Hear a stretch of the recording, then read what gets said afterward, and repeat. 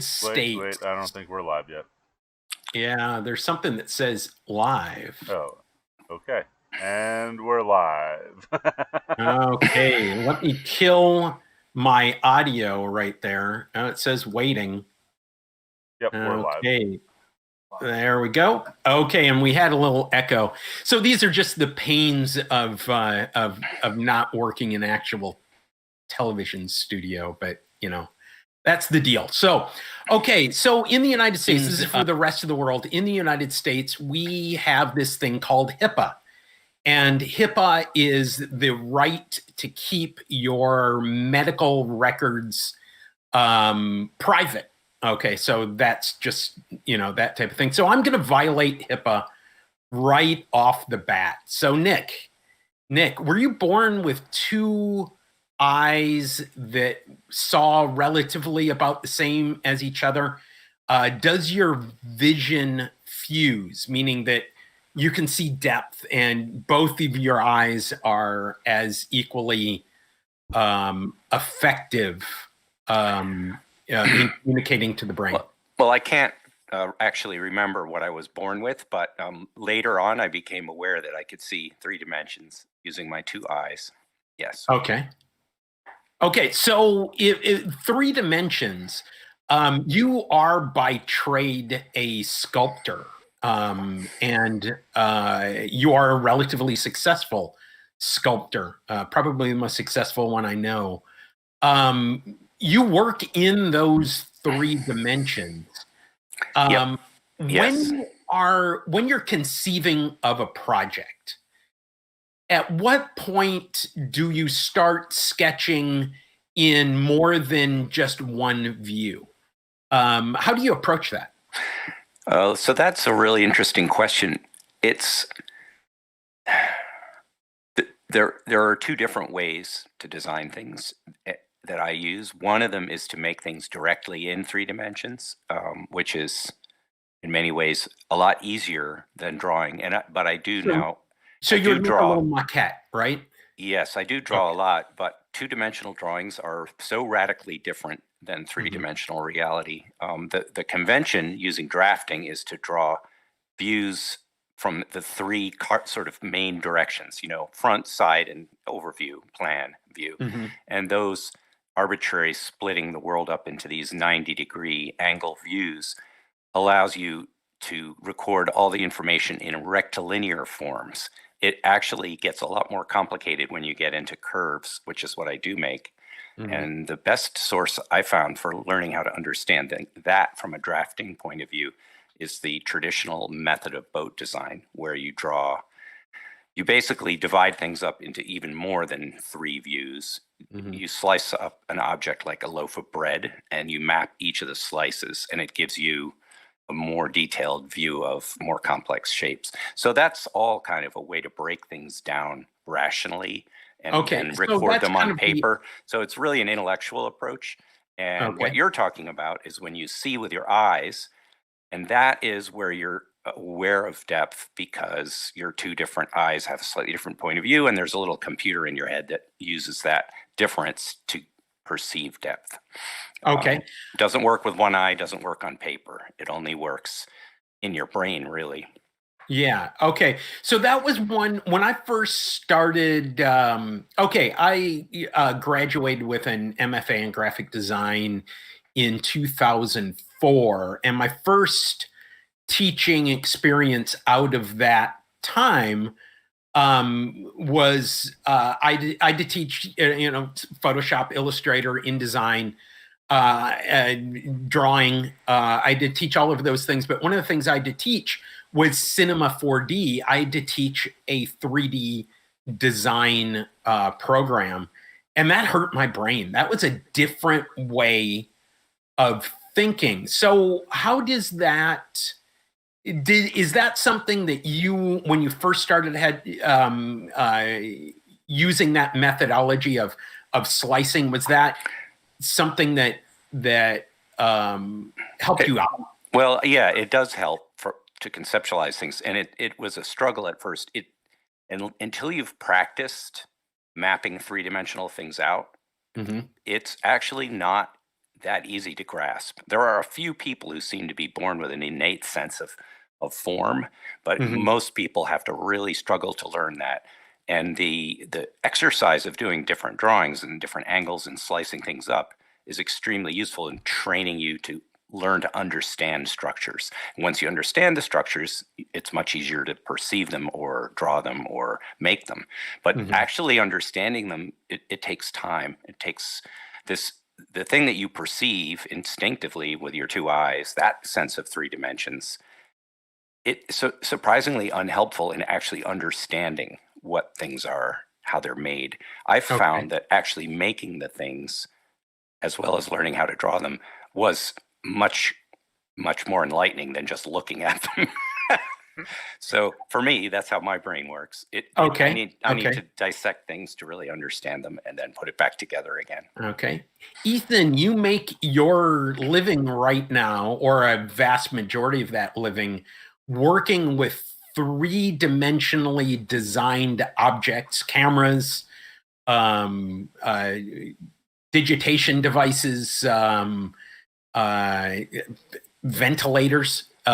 So how do you go about, when you're conceiving something, how do you go about thinking through the three-dimensional parts? And I know that you start with a sketch. So how does that translate? Yeah, so I almost always start with a sketch. But I'm probably thinking about things in three dimensions. There's unfortunately only so many complications that I can hold in my head at once. I don't know if you're a chess player, but I can see maybe 2-3 moves ahead, which is enough to demolish a non-chess player, but it's not enough to be competitive against anybody who plays chess once a week.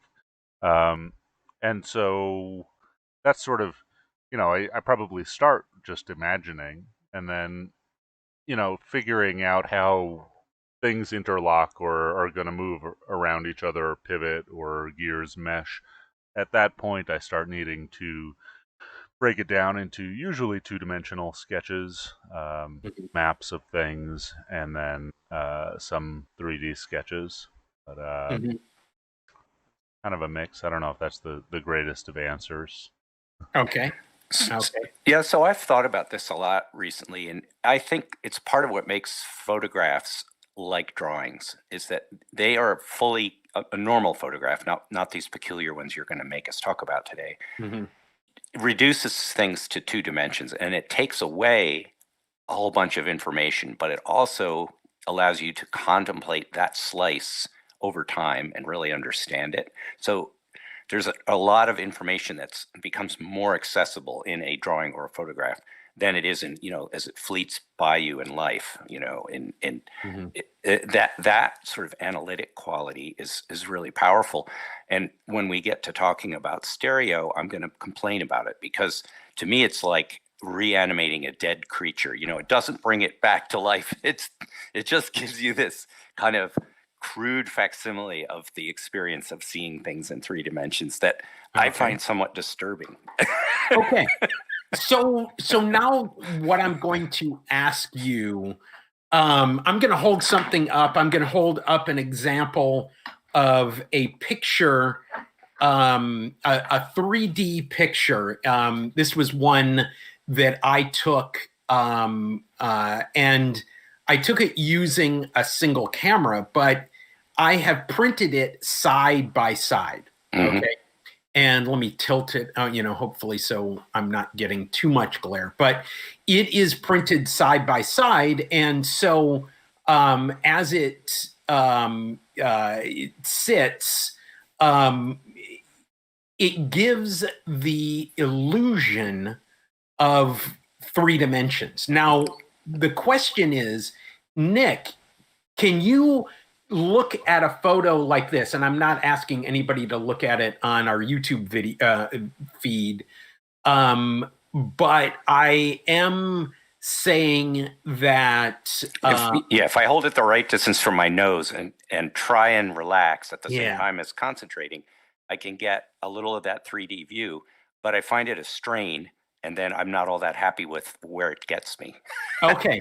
So So we're gonna talk about that today. We're gonna talk about how we get to that, how we get to representing 3 dimensions with a 2-dimensional medium. Right. And photography is a 2-dimensional medium. And we're gonna talk about that today. We're gonna talk about stereo photography. We're gonna have a guest come in a little bit later in the show. But what do you guys say? Shall we start the Homemade Camera podcast? Let's do it. All right.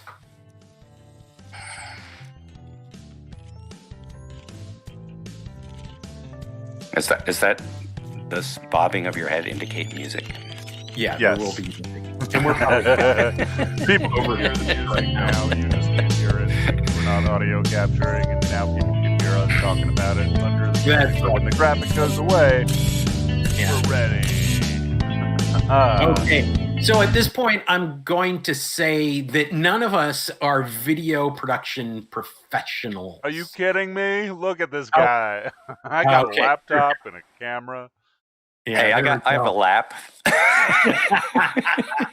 Okay, so what we're going to start off with is we're going to talk about the concept of stereo photography. And stereo photography is something I don't know how soon. I didn't do any research on how soon after photography really came into existence, but fairly quick, I would say. Within the first 20 years. There were, I think Ethan just fell down. No, that there was were, Nick. okay, our Nick did. There were items such as I'm holding up right now, which is a stereo opticon. They were very popular, I would say, at the turn of the 20th century. Is that about right, Ethan, from what you know about the turn of the 20th century? And I would say, well into the 30s. I mean, I think they had revivals at Yeah. different points in time, but yep. Yeah. So I don't know exactly when the one that I have was made. It has some parts that are made by me because it came incomplete. But the whole idea of, we'll talk about that. We're going to talk about that in viewing. But there are, if you've ever been to an antique store, there are myriad opportunities to purchase cards that have 2 views on them, and they are stereo cards. And, they're from all over the world. And they were often sold as like travelogue. They were sold as, see the exotic Taj Mahal, see the exotic, I don't know, islands of Borneo. Pyramids were classics. Yeah, okay, yeah, the pyramids. So now these, I believe, these were not necessarily, well, okay. So then we're going to move up to the 60s, the 50s, the 60s. When did the Viewmaster come in? 50s or 60s? I did. For those of you on the podcast, I did the advance motion on one of those with my hand up next to my eye. So those came in the 50s, and Viewmasters were, you would buy the Viewmaster cartridge, and it would have anybody remember 10 shots, 12 shots, something like that, on a disc, and you put it in and you could advance it. And there were, I don't know, 16 millimeter size, I would think. The image was about 16 millimeter film. Yeah, maybe a little smaller. So Okay. I can't stand this. I have to break in here for a second. Okay, yeah, jump in anytime. So the first stereoscopic devices are actually older than photography. They were originally done by an English physicist named Sir Charles Wheatstone, who described how stereoscopic vision worked and then created ways to do it.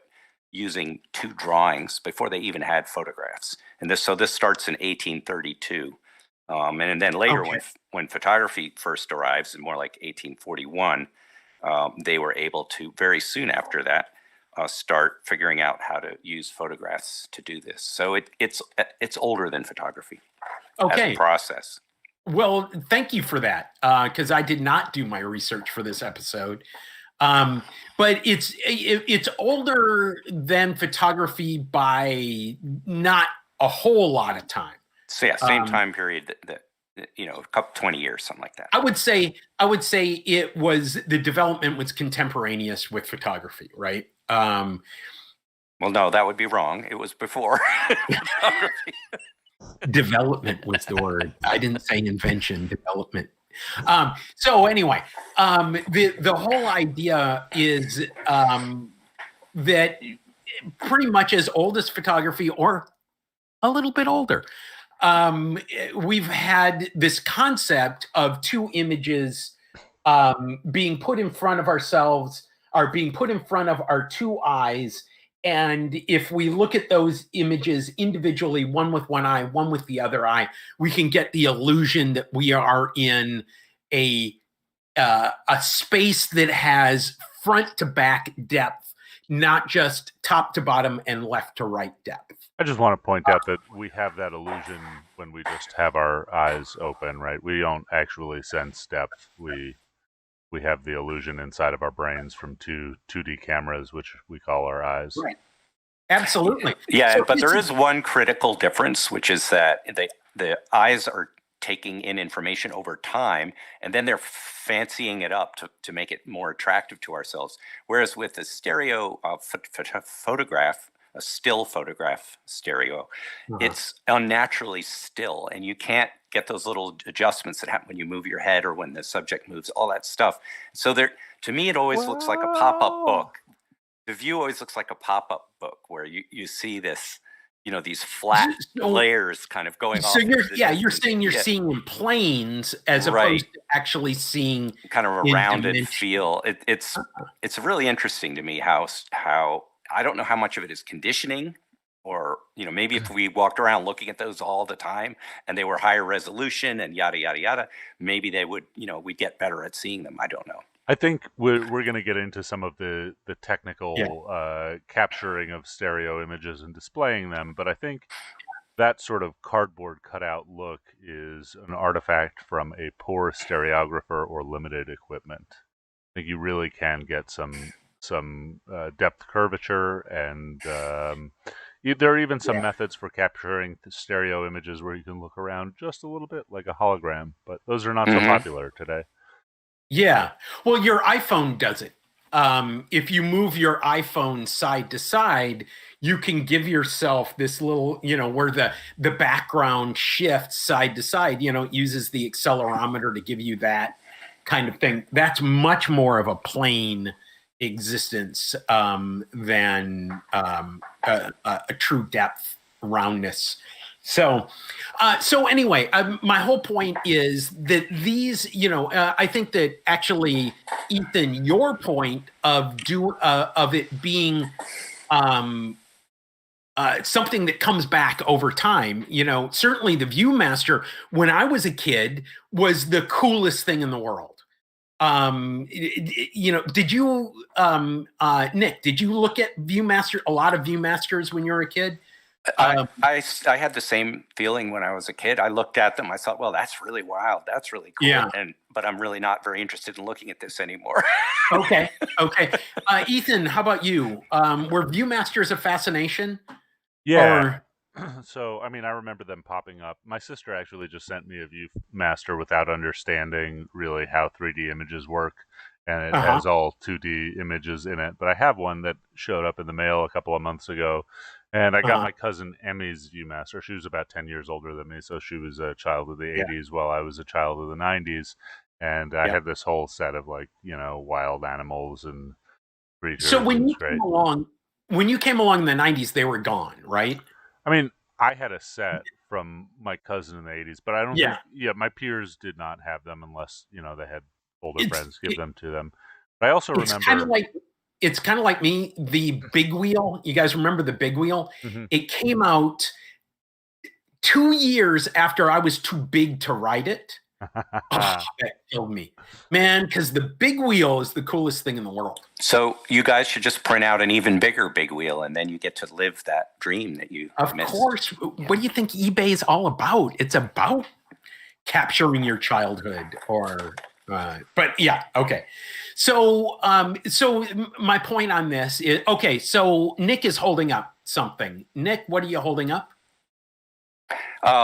They're just old pictures of various stereo cameras from the turn of the century, 120 years ago, Okay. and they're pretty cool.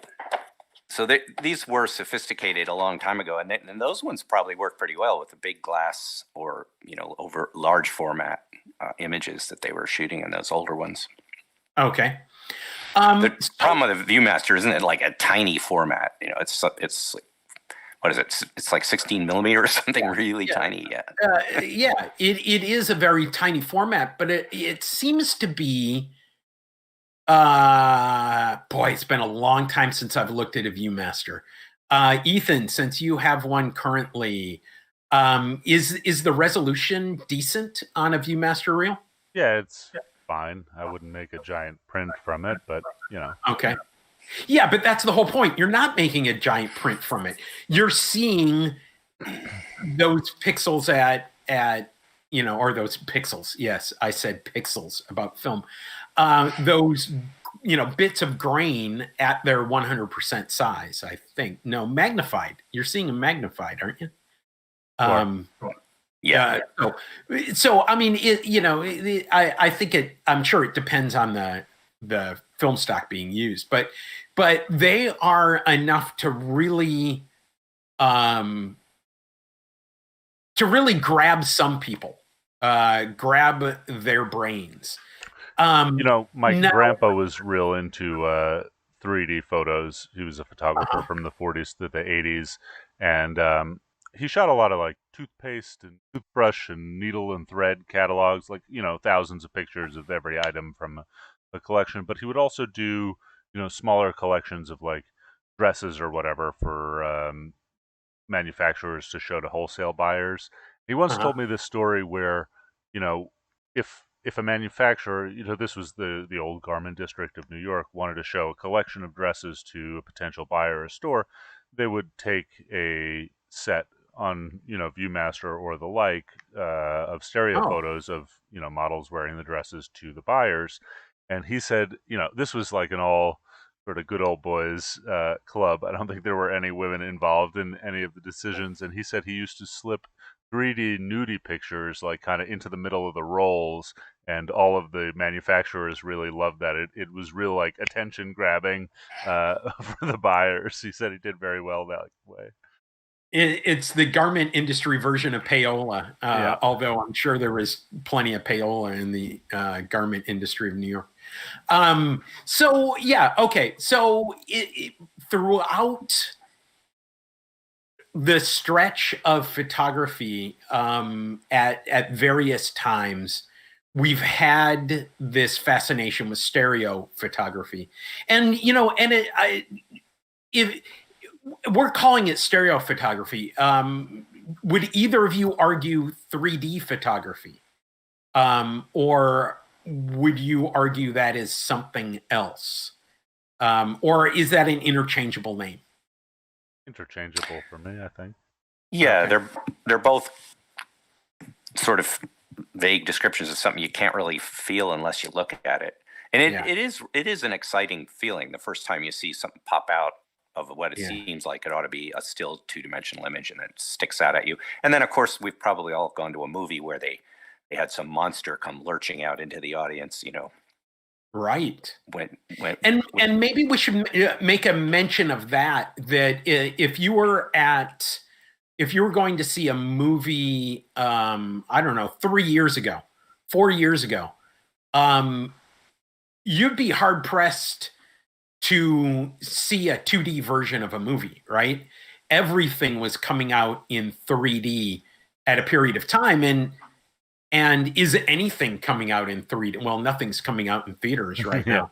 But that pretty much died. I was listening to the Future of Photography podcast, and one of the things that Aid said was he has a 3D TV because at the time that he bought his TV, every TV was a 3D TV.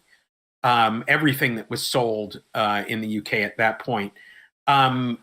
Just because you could, I guess. Well, yeah. I mean, it was probably a way to bump up the price by $300 or $500, you know, whatever it was. But have you guys seen a 3D? Have you guys had the experience of a 3D effect on a home 3D TV? Oh, No, yeah. only in a full size theater. Okay. Ethan, what? Yeah, you want to talk about lenticular screens, cross-polarized screens, shutter screens with LCD shutter glasses? I've seen them all. Okay, There's a lot of different ways. So maybe that's roll 4. But all I'm asking is how did the 3D television effect work for you versus non-moving images?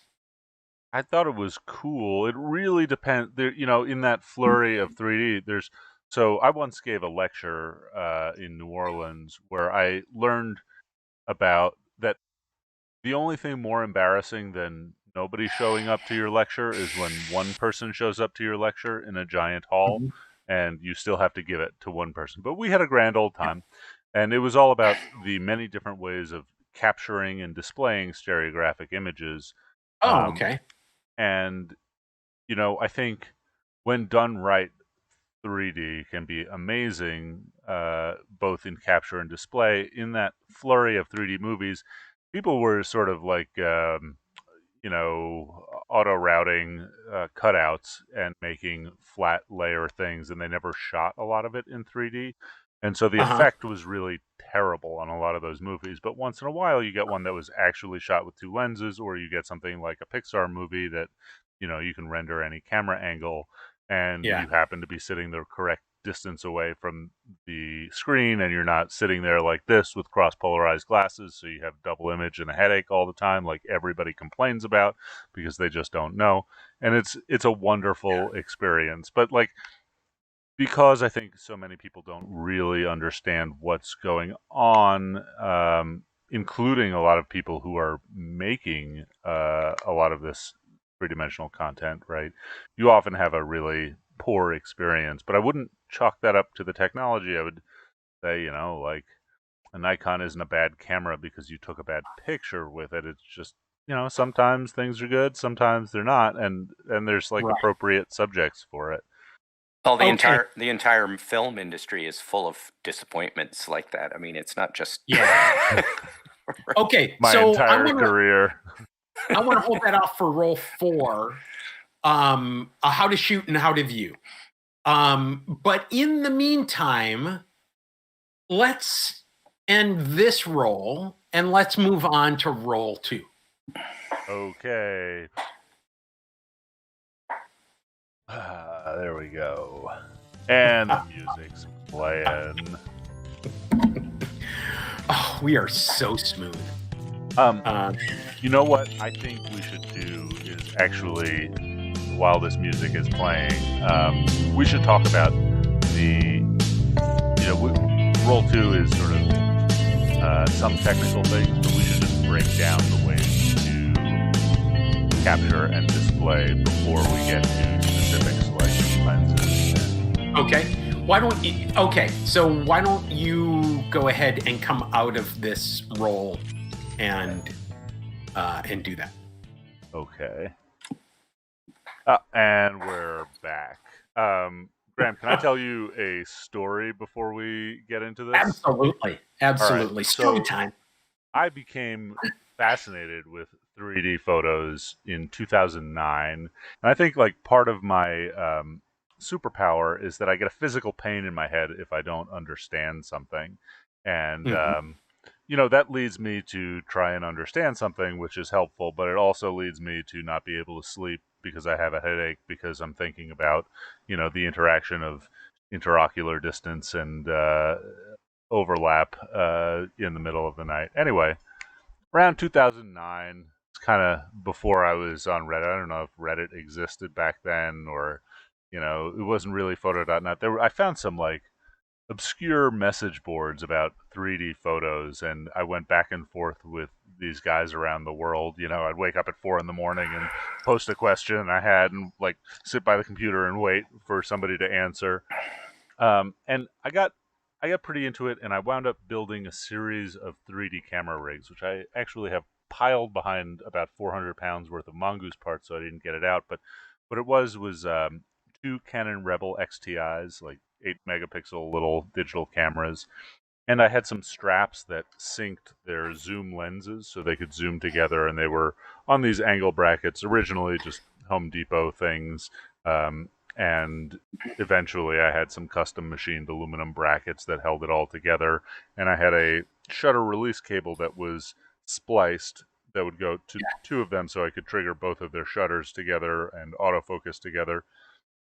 And I started taking some 3D photos just for, shits and giggles. And we can talk about sort of like the technical things that went into it later, but technically, what is a shit and what is a giggle? I'll show you. That's on our OnlyFans. No, so Yeah. I wound up having this in New York, and I took it with me when I moved to New Orleans in 2009, 2010. And I had this bank job. At the time, I had a bunch of friends who worked for Urban, who's the umbrella for Urban Outfitters and Free People and Anthropology. They ran photo studios there, and I was visiting them in Philadelphia, and we kind of thought like this would make a great sort of fun ad campaign. Nothing too serious, like funny photos, whatever, but in 3D where you get like anaglyphic glasses, red and blue glasses in the mail. And so I started shooting a bunch of like mock ads in 3D. And at some point, I was working for a credit union in New Orleans in 2010, and they sent me. This was sort of like during a lot of the fallout from the housing market collapse in 2008, and so they sent me to a training in Los Angeles that was about foreclosure mitigation. And so, I fly out there, and I know that American Apparel is in Los Angeles, a few miles away from my hotel and the seminar. And like, I had to get this certification, but also somebody had just denied me for like my dream job. I had been working at this credit union, and I really wanted to be a financial analyst. Like, I thought, working with data rather than people would be more my speed. And I had been doing really well. I had good reviews, and I applied for this job, and they gave it to somebody else. And I was like, okay, I need out. Anyway, so I fly to Los Angeles. I have my 3D camera with me, and I'm thinking like this. I don't know if you remember like the American Apparel ads from, the mid 2000s, but they were a little, 3/4 of naked people. Yeah, Am they I were like right? a little, yes. Okay. But they had this sort of like, I mean, we could have a long discussion about the ethics of all of it, but that's not where I'm going. They had this sort of Terry Richardson style direct flash snapshot style of look that I thought was pretty useful, and it fit within what I thought would be a good use of stereography because models were fairly close, so you could get some depth. Anyway, so I'm out there, and I get on the internet and I hire a model for the day, and I think I don't even know if I paid her. I think like we traded. I said I'd buy you like whatever clothes you want, so long as like they match an ad that we're going to reshoot in 3D. And so I do this like over one night while I am at this seminar, and then I took a lunch break from this seminar. And actually, I was so late that I did not get certified for the thing that I was supposed to, and I thought I was going to get fired when I got back, although I didn't. But I went to American Apparel with like my laptop and a stack of 3D glasses, And I was like, "Hi, I'm here to see Dove Charney, who's founder of that business." And it almost worked. The guy at the desk like almost called up and he was like, "Wait, do you have an appointment?" I said, "No, but I just came here from Louisiana. I'm only here for the week. Let me show you what I want to show him." So I break out my laptop. I give him a pair of glasses, and he goes, "Oh, pretty cool. Okay, let's see. I'm not gonna call him, right?" And so like I'm just sitting there, and he waits for like somebody higher up to just happen to be passing through the lobby, and he's like, "Hey, take a look at this." And so like I show the next person, and everybody's like, "Oh, that's pretty cool. It's good reproduction of this ad." I'll see what I could do. And so I sit there for like 4 hours doing this, like waiting for, that person to come back from lunch and like tell somebody higher up than them. And then they would, when they went out to lunch, they would stop and see me. And then like 4.5 hours later, some girl comes down and goes, "Okay, I'm here to take you to Dove's office." And so like it was a lot of chutzpah. I was wearing like dress clothes, but I had a SpongeBob hat on, and I went up there and I showed him my 3D photos that I had reproduced some of his ads. And I said, "Look, I don't want to be a photographer. I would like to be a data analyst, but I'm more than willing to work 24-hour days and do some of this if you will let me do my dream job of making Excel macros for a living." And so he's like, he's like a weird, funny guy. I owe him a lot. And he was like, "Ah, man, this is, I like this." Tell you what, you go to your seminar, you come back here every day after work, you can work in the factory until midnight, and then, you tell me if you want to come here after you're done. So every day I would just like go to the seminar, even though I had missed that half a day and could not get certified, and was like kind of very apprehensive about being fired when I went back to New Orleans. And every day I would just go till 1, 2, 3 in the morning and walk around this factory, which was kind of like my first introduction to large scale manufacturing. And I think about that often in what I do here. And yeah, eventually I got a job for American Apparel. They flew me around the world, also with my 3D camera, mostly fixing RFID problems, not in fact taking any photos. I never had an American Apparel ad, which was something I was sad about. But yeah, that was how I wound up leaving New Orleans and moving to Los Angeles and becoming a data analyst, all because of stereo photos. I know this was kind of a tangent, but I've never told you guys that story. Yeah. So no, so tell me about the camera that you were shooting with. What was that? That was a great camera. I was making anaglyphs at the time. That's sort of when you overlay a red and a blue copy of the left and right image and look at them with a pair of glasses. And it doesn't lend itself to like high res, beautiful prints. And so, me having two $200 Canon Rebels was more than enough. And so, there were. That was the rig. It was two. And were they digital Rebels? They were digital Rebels. Yeah, so I don't really love film 3D. That's I love film, but I think there's so much that I wound up doing to it that would be. I didn't have a darkroom at the time, but even if I did, kind of murder in a darkroom. So I was actually really into color anaglyphs, which generally when you see this effect, it's black and white. So there's a blue and a red, and they merge, and you see a black and white image. I was doing full color with some tweaks where you have to translate colors like blue and red to eliminate retinal rivalry, which sort of a brain flashing that gives you a headache. We could talk about that later. But yeah, there were two digital cameras, and I had a bunch of scripts that would align them and translate the colors, and yeah, it was fun. Okay, so let's talk a little bit about what you need in order to be successful in making a 3D camera. So there are if anybody is looking at my Instagram account or my Flickr account over the last 2 months, 3 months, something like that, you'll see some 3D photography that I'm putting up there that are two matched pairs of images side by side. I've done that all with with my pocket camera, with my Ricoh R1S that always lives in my pocket. It's a little point and shoot. It's got a 30 millimeter or a 24 millimeter lens, depending on what mode you're shooting in. And the way I've been doing that is I do the shoot and then move. And that is let me tell you what a shoot and move is for those of you who are listening. You take a picture and then you move a certain distance either to the right or to the left.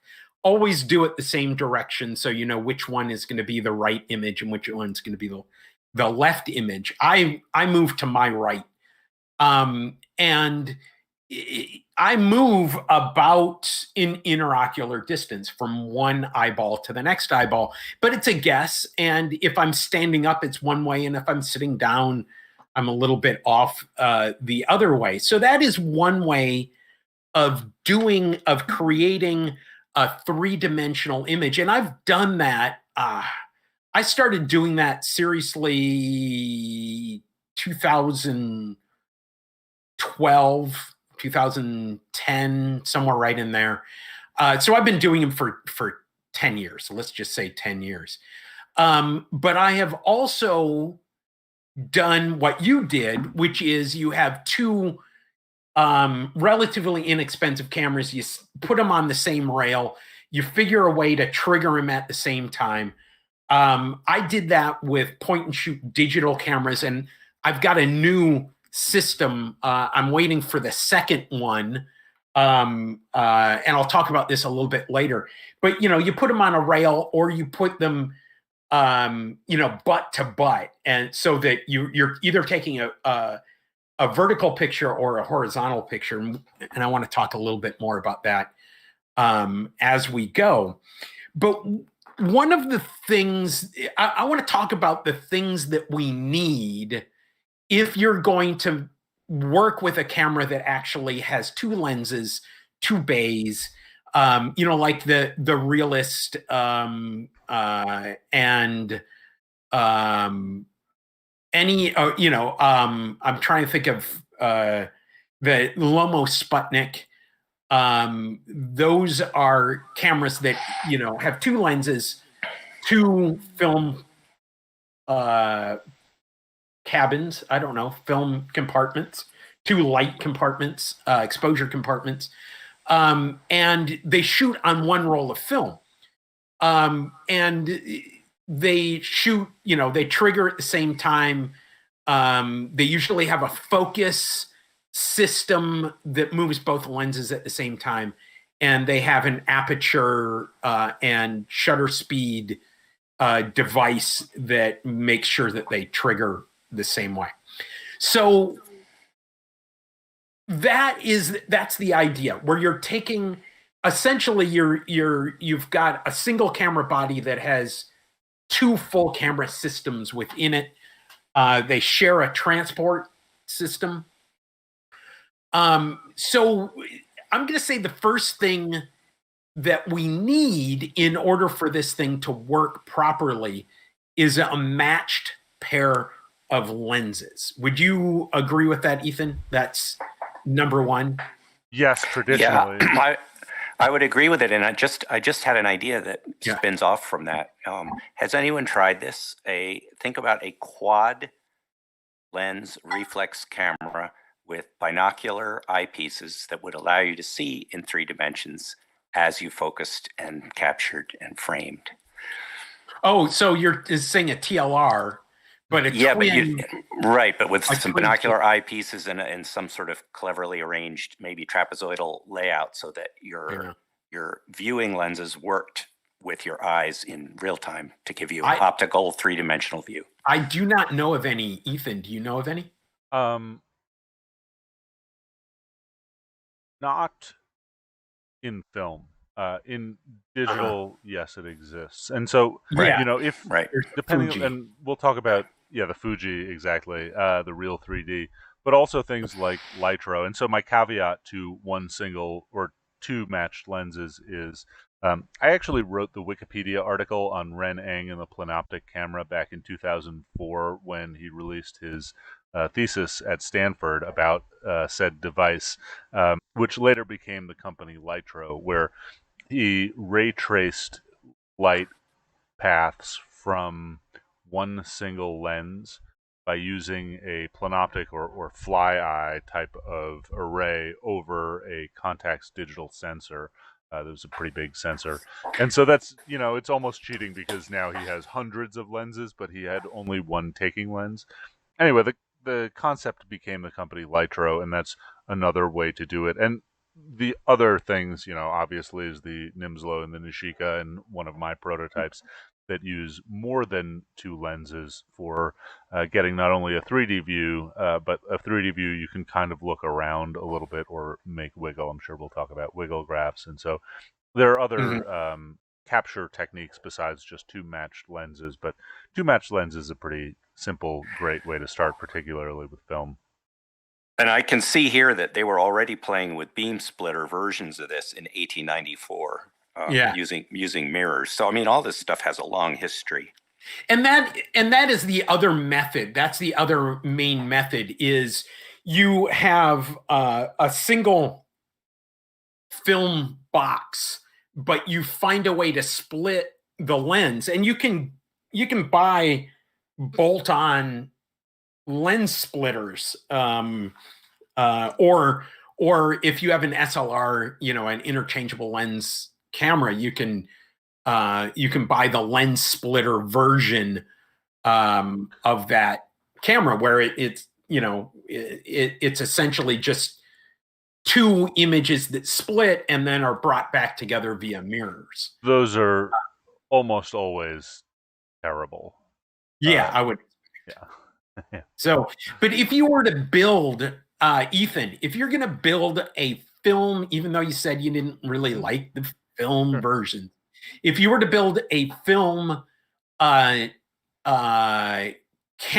what would you do for your lenses? Where would you approach that aspect? Yeah, so if I was building a film rig, right, and so I'm going to get more into the realm of Nick than of Ethan here, because I don't think that I'm ever going to build a single devoted 3D film camera. I have some prototypes for digital cameras, but I've got like 6 planned. But yeah. okay. So I mean, I think I would do it the same way I did a digital camera, and actually run 2 rolls of film through separate cameras that I would sync in the same way, right? So the way I did it is I prefer vertical stereo images for a number of reasons. And I think for me, it's very important to have an adjustable interocular distance, so you can adjust the let's say depth contrast, how much things pop out, right? So we have pretty fixed depth contrast. Let's define that. Interocular distance is the distance from one pupil to the next pupil. I have just looked it up. The average for humans appears to be 63 millimeters across is what, this is what Google says. Okay. Yeah. Average. Well, I'm sorry, but you are my pupil and you are thousands of miles away. How's this working? Well, exactly. In that case, we can take stereo images of space. And maybe that's actually a fun project that we could do together, actually, is we all point at the North Star and take some pictures and make some stereo renderings. Actually, I'm all for that. I mean, it's essentially the concept of the Very Large Array radio telescope, right? The VLA, which is, you've all seen it. It's the line of big satellite dishes that all turn all at the same time. We've all seen that thing. That's the exact concept of it, right? Well, they do some other things, but yes. Yeah. Yes. So I would have 2 cameras that I could adjust the I'm talking about the simple one, and basically it's just the film version of the digital one I already built, which is I had a bottom rail that had tripod screws and slots instead of holes, right? So then on that I had aluminum L brackets, and I could slide those L brackets closer together or farther apart depending upon what effect I wanted.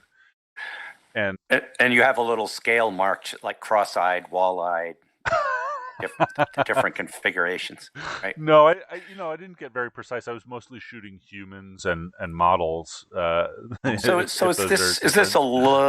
this vaguely analogous to baseline distance? That if you get the pupils farther apart, does that give you an advantage?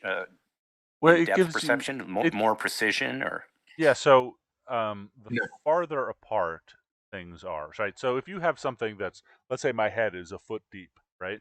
And you're looking at it, let's say from 65 millimeters apart, interocular distance, and my head is perceived as a foot deep. Now, if you move these, let's say a foot apart, my head might look like it's 10 feet deep. And so in certain situations, like if you have a very large interocular distance and you go to take a macro photo, so one camera is here and one camera is here, and you're looking at something right here, both cameras miss it.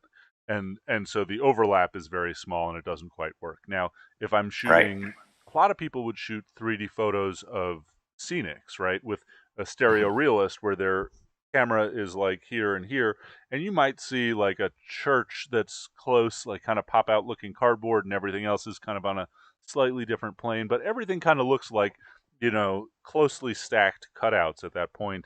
And if you really want to take a picture of something far away, you need to increase that interocular distance so that you have a super stereo perception. Got it. What I found is a lot of times I would just keep the cameras very close to human eye distance, let's say 80, 90 millimeters apart, and I would make sure that I'm shooting something that had a depth range of 6 to 15 feet away, or 4 to 12 feet away. And if anything was closer, I knew that I'm going to have some overlap and alignment problems, and if anything was farther away, it would just look flat. And so I really tried very hard to think about what is the depth contrast of this scene, like what's the closest object, what's the furthest object, is there some continuity between, is it this, just sort of like somebody I had a lot of pictures of like somebody holding something up at me, that I could make pop out of the screen. But I think an adjustable interocular distance is important if you were building sort of like a all-purpose stereo rig, whereas it's basically then it's like a zoom lens in a way. You can change the sense of depth by changing the point of view, essentially. Absolutely. Right. Okay. Sorry, go ahead.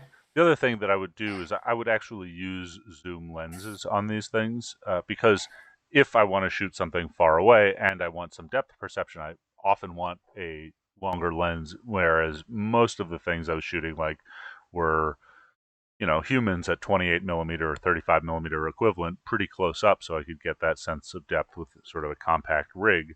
And the way I dealt with it is I just took both zoom lenses, I racked them all to one side, and then I took a backpack strap and I wrapped it around the two and cinched it down so that when I turned one lens, they turned together.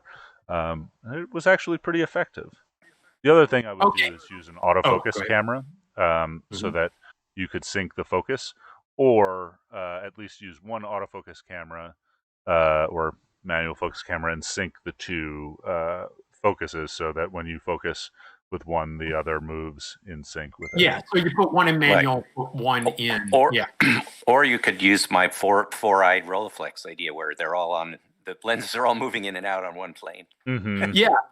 Now, I think that there's something to that. And just to let you guys know, I've sent Ian the link for him to come in at any point, but he was just taking out the bins for so it may be a couple of minutes before he comes in, but just want to alert you, Ethan, about that. Okay. So I'm going to offer a different opinion, and that is that while I understand if you're in Switzerland and you want to take pictures of mountains and you want them to appear 3D, the ability to adjust the interocular distance is key. You know, so the thing that I want to put forth, though, is the idea that if you have the interocular distance established as human normal, you are in most situations going to get a good result. I think I would agree with that, except I would change most to like in situations where you're photographing, from 4 to 15 feet away. Right? It's not a good most situations for somebody might be like all landscapes or all sports, right? But like, I get what you're talking about. I just wanted to be a little bit more specific. Okay, so but what I'm going to say is the general use camera.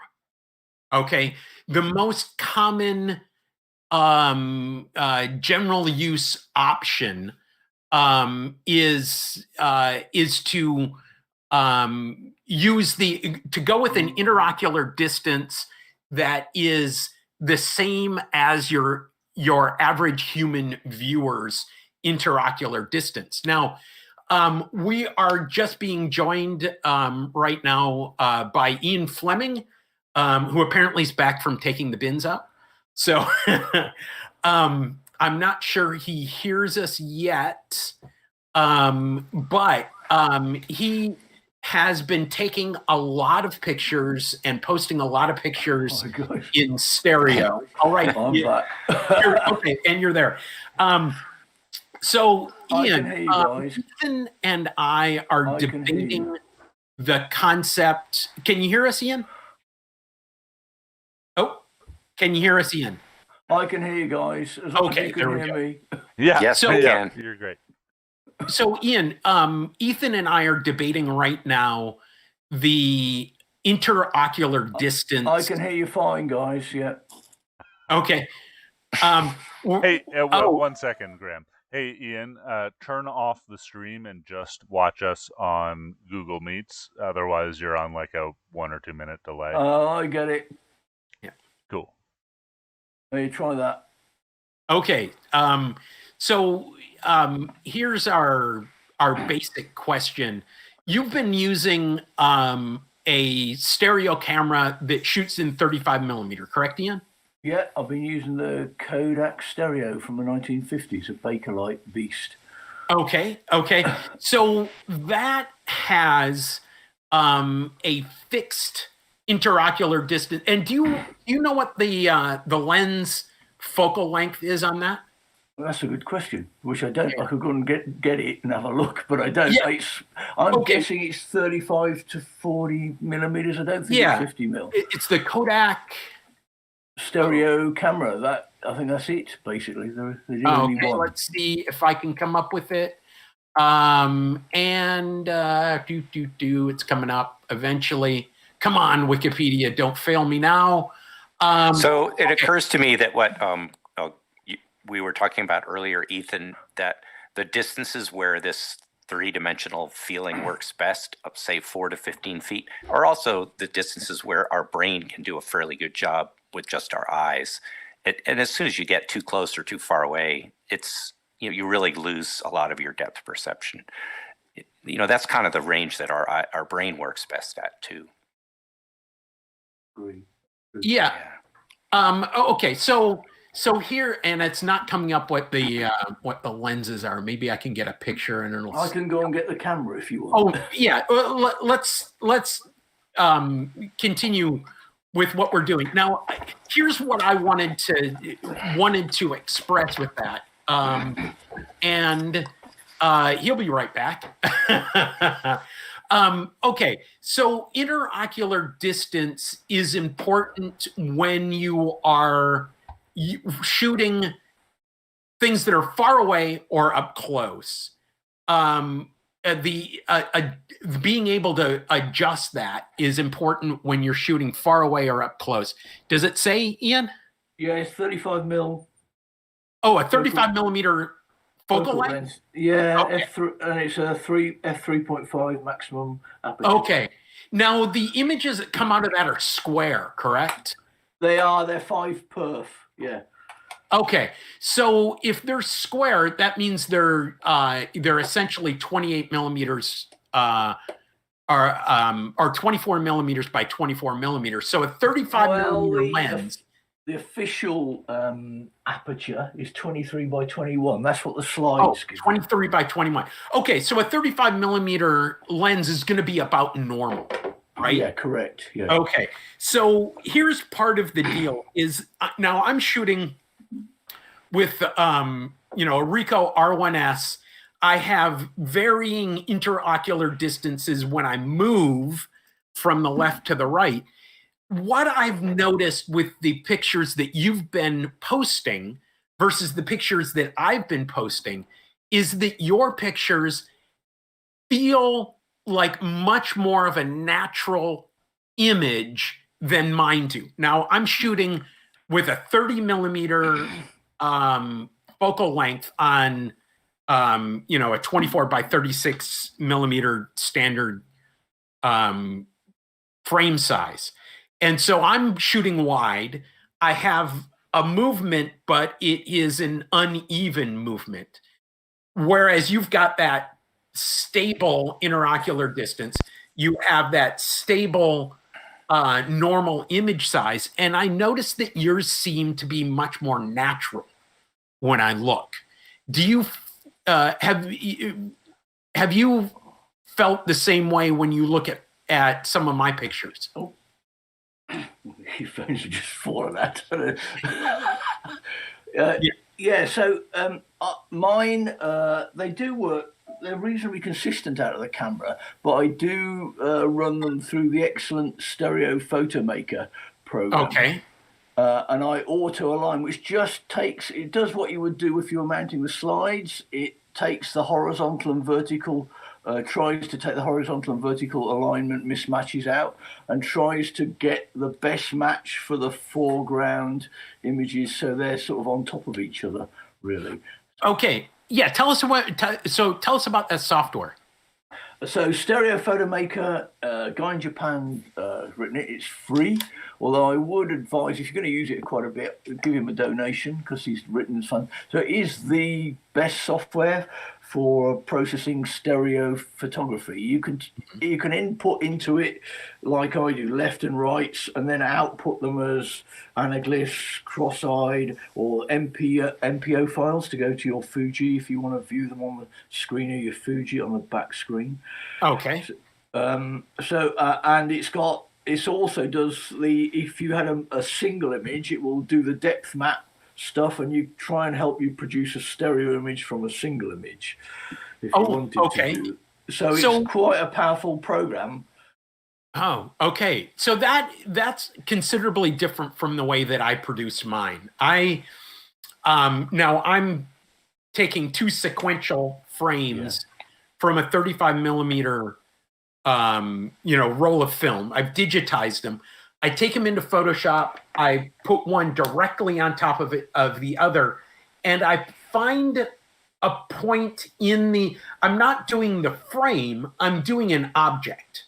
There's an object that I will have that will overlap, and then there will be other objects that are foreground and background that don't overlap. Yeah. So and then I crop out whatever I'm going to crop out, and then I double the size of the canvas and move them apart. Okay. So I'm working considerably more, less analytically, shall we say. I think if that works, if what you see works and works for your eyes, then that's what it's all about. Because I've got the Fuji W3, so I hardly use it actually, but on the back of that, you can take the two files and then in post, if you like, you can vary the distance between the two frames and physically see how that affects the 3D on the back screen. Oh, really? Okay, so just looking on the back screen, that works. Yeah, because it does. Yeah. Okay. So, what, when you're taking a picture, what have you noticed, or what, to your estimation, makes for a good subject? And what makes for a good scene in 3D versus, you take it, you look at it, and it looks, there's no advantage. You need a good foreground object of some sort, I think, to some interest in the foreground, not too close to the camera. And a lot of mine you'll see have got the classic, infinity point shots going away with the thing.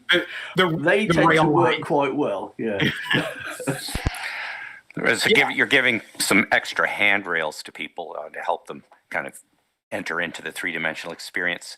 I just want to throw in real quick, Graham, that your method of jogging your head side to side, you might actually have some advantage if you turn the camera into portrait mode. I do.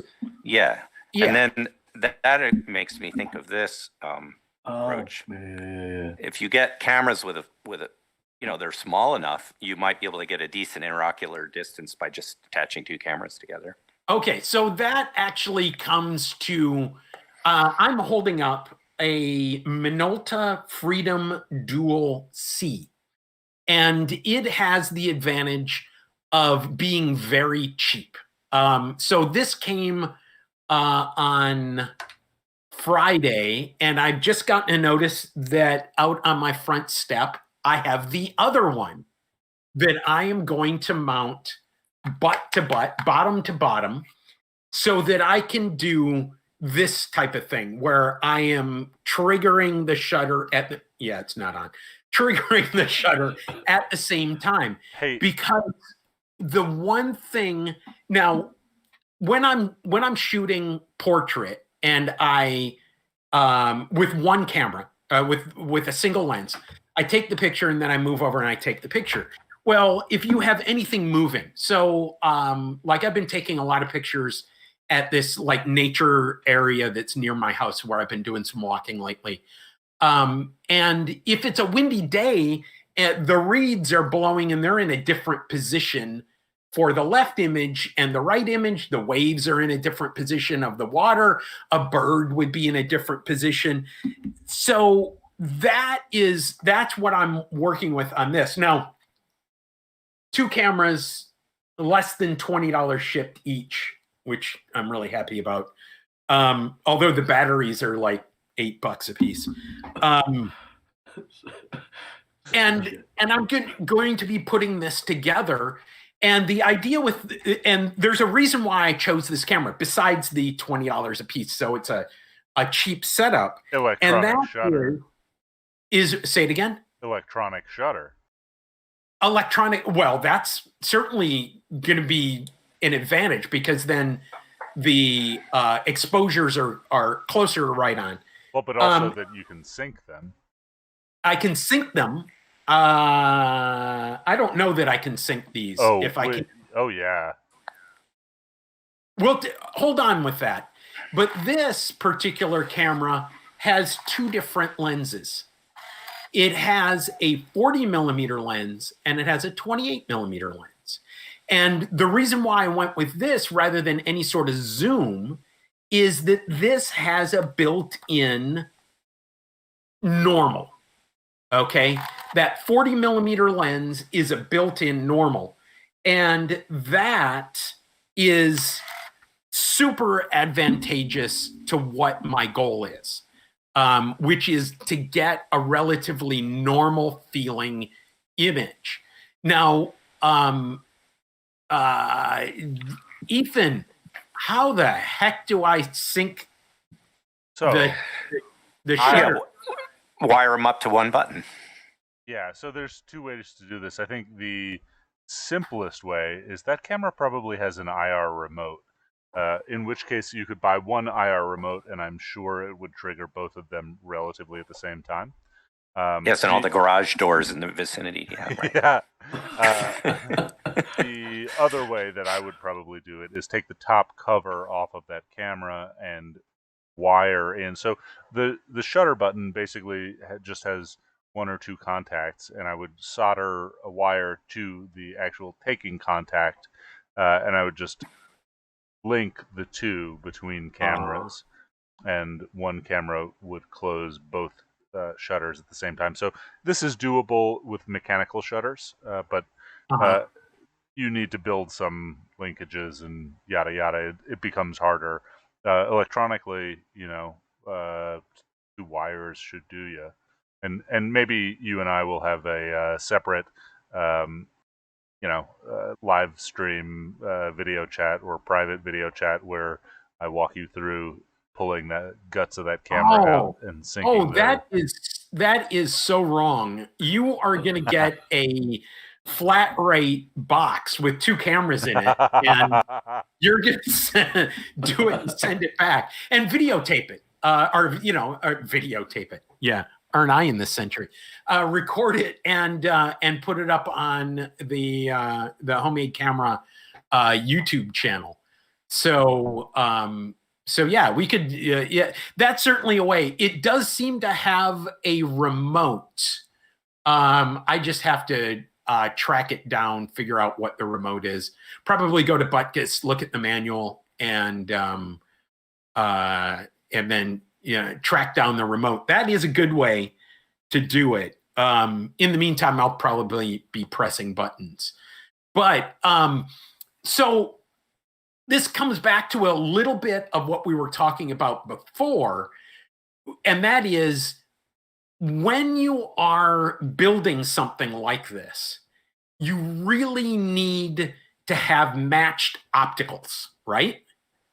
You need to have matched exposure. So the thing that I was thinking about, if you're building something, and right now we're talking about a 35 millimeter camera, but if you're building, say, a 120 camera, and I have the Kraken body, I can put two lenses out on a Kraken body. You need to have what I've coined the rail, which is coined after RAID, which is redundant array of inexpensive drives. I'm saying redundant array of inexpensive lenses. So something along the lines of an Optar, maybe a 135 Optar, if Nick can ever get that back to me, Yeah, I will pretty soon. But the problem with those are the shutters are probably not going to be firing at the same, on those older. I bet you can. I bet at certain speeds it'll be pretty close. Usually around 100 is pretty dead on those old shutters. So okay, yeah. So if you're doing that and you're including focus, truly, the whole idea of having those, essentially a drive belt, between them. To me, the whole solution to focus is to put them on a board and move the board, move them together, so that then you're eliminating slippage. You're eliminating. Yeah. So Nick has just held up, a TLR, and TLRs are essentially use the move the board concept, right? There are some that have helicals, where the helicals move geared to each other. But definitely that type of thing, where it's the board. Yeah, and also even if your shutter speed was off, you also have to get your f-stops close together, and it's all going to be a bit of a fudge. And then the final question I have is, what's your viewing method with these? Are they digitized image, files that you're? Yes. Okay, Hold that thought. so you can adjust exposure there too. Okay, so actually, viewing method is what I want to talk about next. Ethan, can you roll 4? Can you hit roll 4 on this? Wait, I have the wrong one. That's roll 2. Here's roll 4. That's roll 2. Okay, roll 4. And we're rolling. There we go. Okay.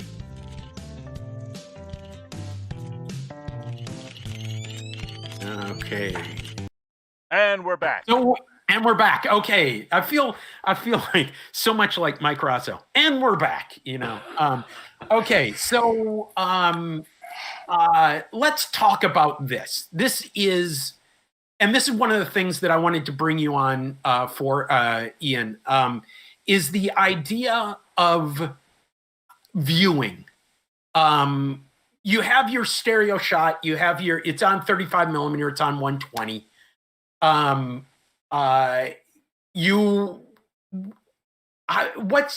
What do you do for viewing? What have you found is the best way to view? Well, the advent of the small screen has helped, I think, for like Instagram Absolutely. and all that. Suddenly, it's much easier to view. Certainly, I only put my stuff side by side because I don't like to mess it up with the anaglyph because it messes the colors and everything up. So I think viewing on the small screen or even a big screen where you can get some optical devices to help you works quite well. Currently, that's mainly what I do. I free view on the small screen, I think I would say. Yeah, okay. So free viewing is something like, and I'm holding up once again, a picture where you have the left image on the left and the right image on the right. And you just let your eyes relax. And by nature, our eyes are crossing. Okay, so we're finding that point, and our eyes cross at that point.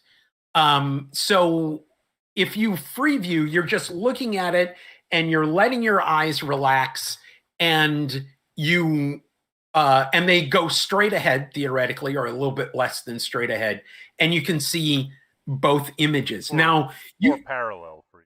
There's also cross free view. There is also cross. There is, Ethan. Yeah. Yeah, I can never do the cross, but I can do Neither can I. I can't do. I'm going to make you guys some eye training focusing targets for both. Yeah. Thank you. Well, one of the things that I saw a lot, maybe about 4 or 5 years ago on Flickr, is the idea that you would have in this case, you would have 2 images that are relaxed. And then this image, which is the right image, is moved over. And so there are 3 images in a row. So you can choose either the cross or the free view. And that's that's a nice inclusive way of doing it. I think that's the most respectful way to display free view stereographs. I agree. A long time to do parallel view. Yeah. Okay. So I mean, yeah, and this is an important part of the discussion. This is an important part of the process of getting to this. So free viewing is, I agree. So here's something that I'll say, and this was something that that Ian was saying, is that if you free view, the smaller the screen, the easier it is to free view because your eyes are not moving away from their natural very far. And this is something it's hugely important. If you are doing a side-by-side or a cross. However, if you use the anaglyph, the red blue, you can have a much bigger image. You can project an image. You can have poster sized, because you're not doing that same kind of crossing. Am I right with that, Ethan? Yeah, although I would say, free view you can make really big. You just have to back up. Well, okay, so it's it an becomes angle harder for a lot of issue. people. Say it again.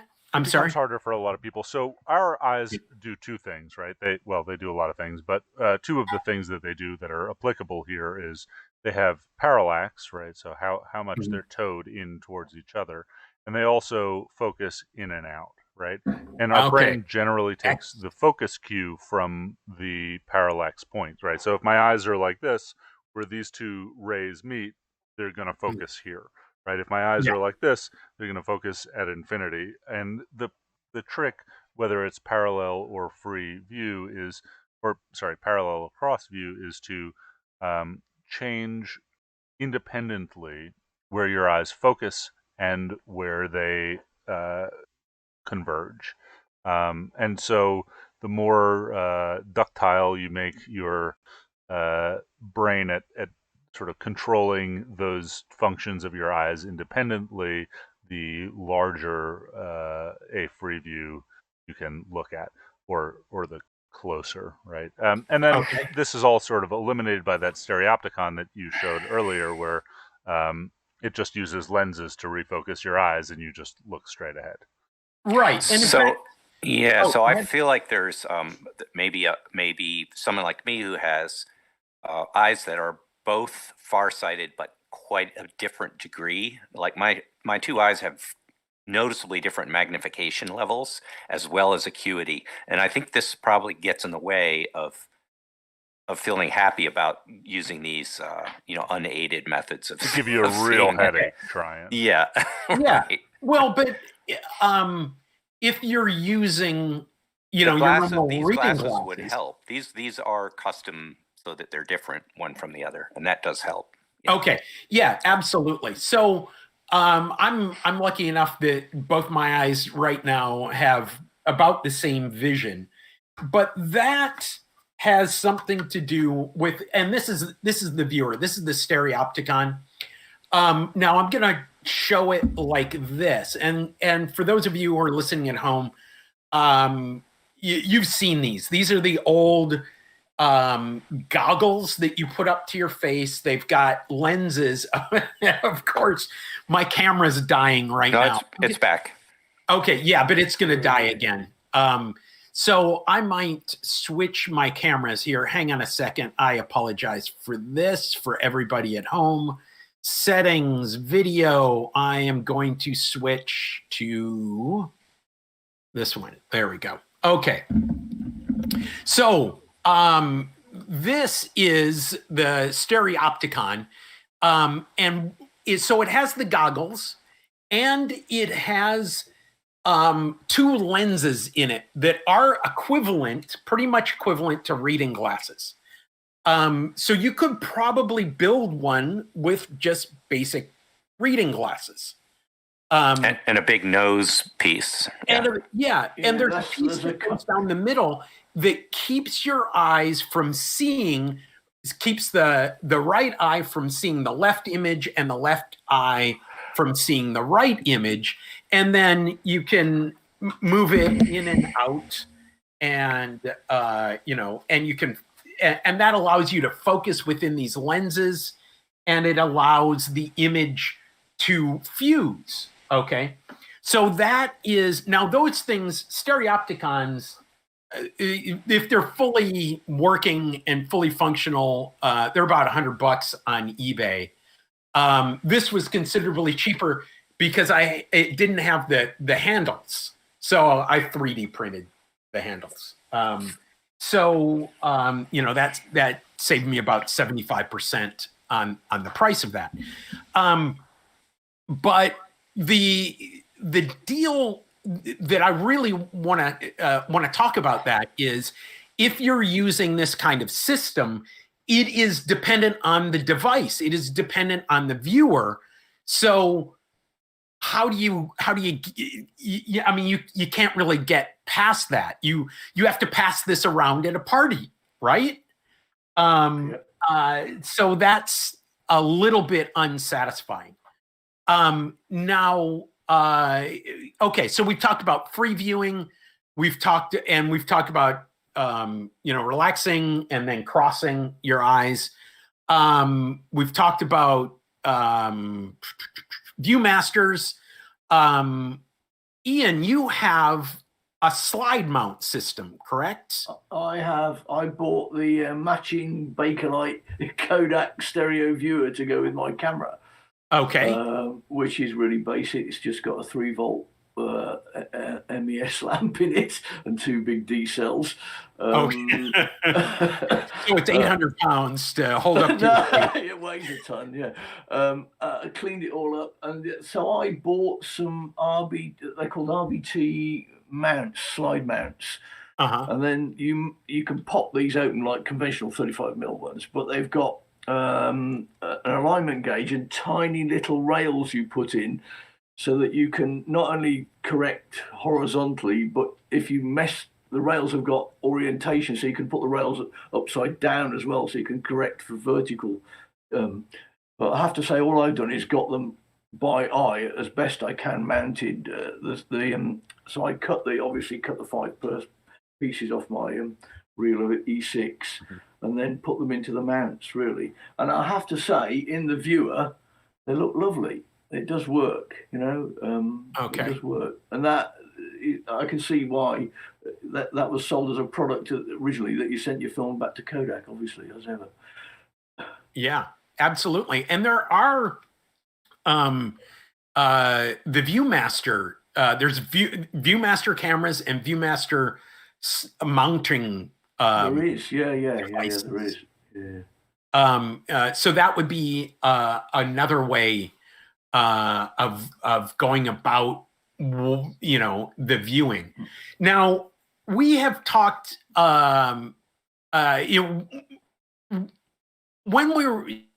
we've talked a lot about shooting. Now, I'm going to say that, Ian, you talked about having leading lines that go off into the distance, and that's something that's good. And especially with your relationship to locomotives, they're handy, right? Great subject. I have a few issues. So don't go there. Okay. So then there are also the thing that I've found is that if I go for really far distance, I have I produce something. It looks flat, and I think that this has to do with the fact that it's I use a standard. You need to move like 10 feet away between left and right, or something like that, to get better. Now living in Florida, I don't have a ton of opportunity for mountain shots. But that's essentially the problem.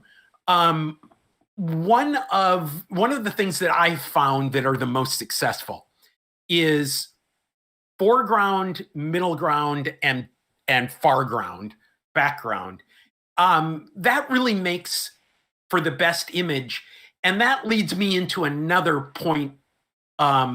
The Kodak camera that you use is an f3.5. Is that what you said, lens? Yeah, that's right. Yeah. Okay, so no matter, and a f3.5, and it's a small image size.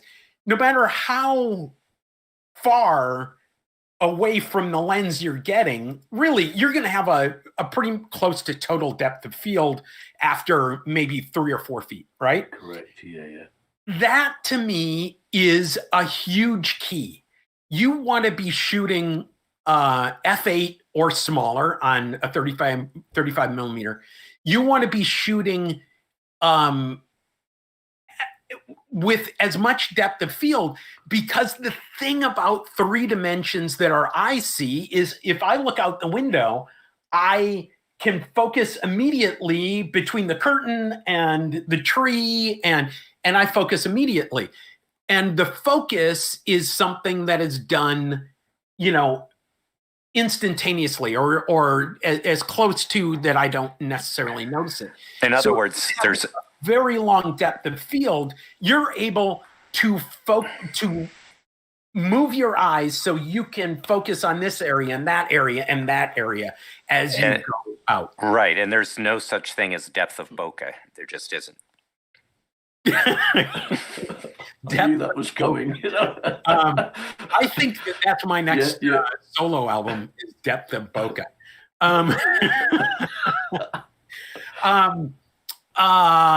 Let's see. So there. Let's talk about one other viewing system. Now, I currently have an iPhone 12, which is it has a hell of a camera on there. But I had an iPhone 4 at the time when I was walking through a Target store, and I always go, one of the things I always stop at is the electronics clearance area at Target. I always look at it. And they had a viewer that allowed you to put an iPhone 4 and earlier phone. It didn't work with the iPhone 5 because it didn't fit for some reason. But it was a viewer, and it had it had a division, and it had lenses. And what it allowed, it was for 3D viewing. Now, it was a generic device.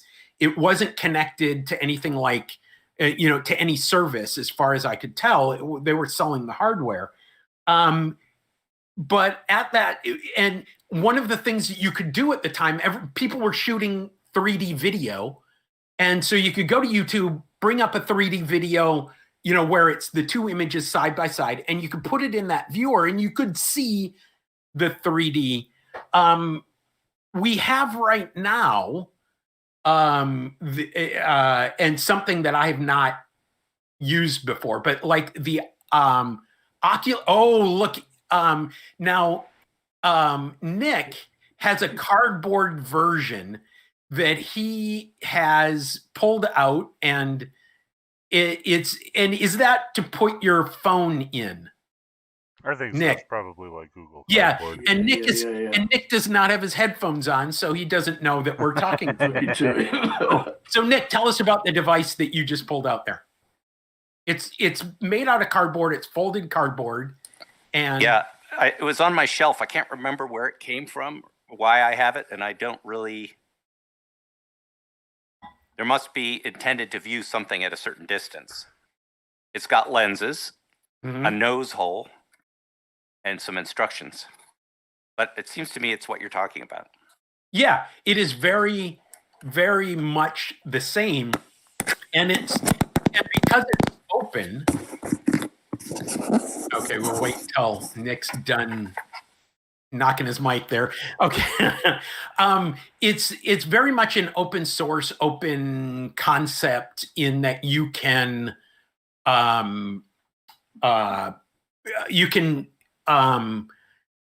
put any device in there, or you can put a picture. Now, I want to talk for just a little bit about how I'm printing these pictures. I have a Canon selfie printer. It's a dye sub printer, and one of the things about dye sub printers is they can render black, just super rich black. So I love it for black and white photos, but it is an ideal size for putting in the Stereopticon and for free viewing. If you're a free viewer, you don't want anything bigger than a 4:6 image. And oh, look at that. That is wonderful. Can you guys see what I'm seeing? No, you can't. Okay. Anyway, it is the ideal way to print these things because those, if you've got people who can free view, you can just hand these things around, or you can hand around the viewer, and that works very well. Now, are there other ways of viewing that we have not talked about? So many. So many. Okay. So even there's the lenticular prints, aren't there? Which I never really like. Yeah. Absolutely. Love lenticular prints. Right, and then there's when you split things into different color channels. There's that method. That's anaglyphs. So, I mean, I think we should say, and we haven't really covered the principle behind this for anybody who's watching who's not. Probably everybody who's watching knows all of these methods and the science behind it. But basically, all of the viewing methods have one thing in common, which is they are showing one image to one eye and another image to the other eye, and your brain thinks Right. you're looking at a three-dimensional space, right? And so we got Francois like losing his mind over here, trying to tell us all of the different methods that we're coming up with. And so there's, I'm sure we'll hear from him later. There's a whole bunch of ways of doing it, right? So Ian brought up lenticular prints, which I love, and we, in the capturing methods, we never talked about multi-lens arrays, where you can have 10, 20 images. Yeah. But let's just talk about Abdorentia, which does a sequenced image, but if you don't move it, right, I've got that. it stays. Or the what's the one that cost the plastic one that costs $1,000 right now? Nimslo or an Ishika. Nimslo, Yeah. they're really expensive. I haven't got one of those. So I'll break out a digital prototype of a Nimslo that I had been working on that had a lot of power consumption and FCC issues years ago. But basically the idea is you take a left and a right image. Let's forget about the others for now, for the sake of simplicity. And then back in the day, they actually did this in a dark room. Is they would have a mask that had stripes, right? So you would print vertical lines of frame one, and then you'd shift them over and print vertical stripes of frame two. And then you have a microprism array that gets mounted to the front of this image after it's developed. And basically, they're magnifying glasses that change the angle of view. So your right eye from a certain distance would only see the even stripes, and your left eye would only see the odd stripes, or vice versa. And then you wind up free viewing a 3D image. It has a lot of resolution limitations and also distance limitations. You kind of have to be at the right distance from the print for each eye to only see one set. This is maybe common in like billboards and movie posters where they actually take a single piece of cardboard or something and they fan fold it, like a staircase at 90 degrees. You don't get a 3D image, but as you walk by it, you see one image from one side and another image from another side. The same sort of idea. They made those cool plastic postcards that way too. And I don't know if that was a zigzag or was it a Fresnel? It was some kind of trick. Yeah, that was a lenticular lens over a standard print. And I actually have a picture of baby Jesus above my toilet that is 3D in that way. I really love it. And then, by the way, I just looked up Walgreens photo lenticular print 5x5 for $3.99. Yeah, they're pretty inexpensive, and you can buy the lenticular prisms separately in many different lines per inch. I actually have a bunch of them over here that were going onto the view screen of this camera that I was building, so that you could write a Python script and have two images interlaced in free view on the back of your camera. And actually, a camera did that. It was the Real 3D, I believe, by Fuji. It was not a very popular camera, but it was really, really cool. The screen's the best part of the camera, Ethan. Yep.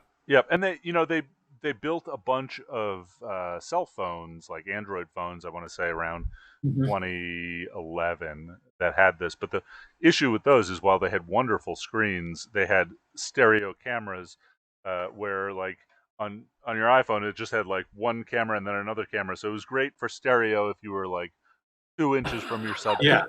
But at any real depth, you would get cardboard cutouts at best, or cardboarding, I think was the term.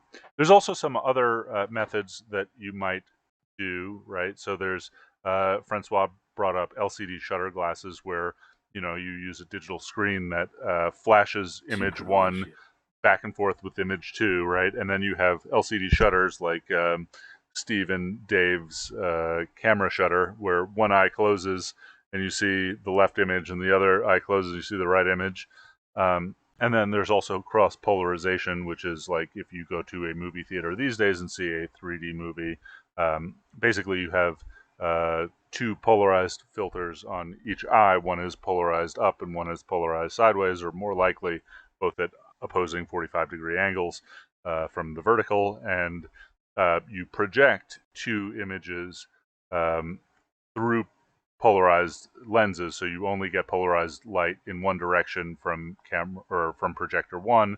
You only get polarized light from projector two, and when they bounce back, each eye only gets one image, unless you're sitting in a movie theater like this with your head tilted to the side, and then you get half an image from both eyes, and you get a headache, and you wind up angry at 3D movies and say this doesn't work. Now, the other thing is with those 3D movies is both my mother-in-law and my wife have vision that did not fuse, that doesn't fuse. So those are meaningless views, right? But I think they don't have vision that doesn't fuse. If they can see 3D while they're walking around with their own two eyes, they can't. Is what I'm trying to say. I see. Yeah. Yeah, if you can't see 3D in real life, you're not going to be able to see it with a photo, most likely. Although maybe we could invent some, augmented things for the disabled. But there's also like a lenticular screen. You're saying, I forget who bought a 3D TV. Those, instead of using lenticular, right. So they had a few that had lenticular arrays, but those have real resolution limitations. And so what they did on a lot of those is they striped them with a polarized filter. And so instead of projecting through a polarized filter, you put on the glasses, and each eye can only see one set of stripes. Yeah. And you have to sync them in. Yeah. And then what you do when you have a family of 5 and 4 glasses. Yeah. You take turns. But there's also we didn't ever touch on wigglegrams, which is interesting. You guys were talking about moving your head, and it reminded me of cats and like large feline predators. When they get down and they're stalking prey, often you'll see them move their head side to side. Yeah. And what they're doing is actually figuring out a super stereo view and getting a really good idea of how far they have to pounce. You see a lot of predatory animals do that, and that's sort of the effect of the wigglegram, where you actually with one eye can perceive depth by playing a GIF or a video back and forth between multiple stereo views. Right. And with certain birds of prey, like owls, they have to do it because their eyes are fixed in order to get the incredible high acuity vision they have.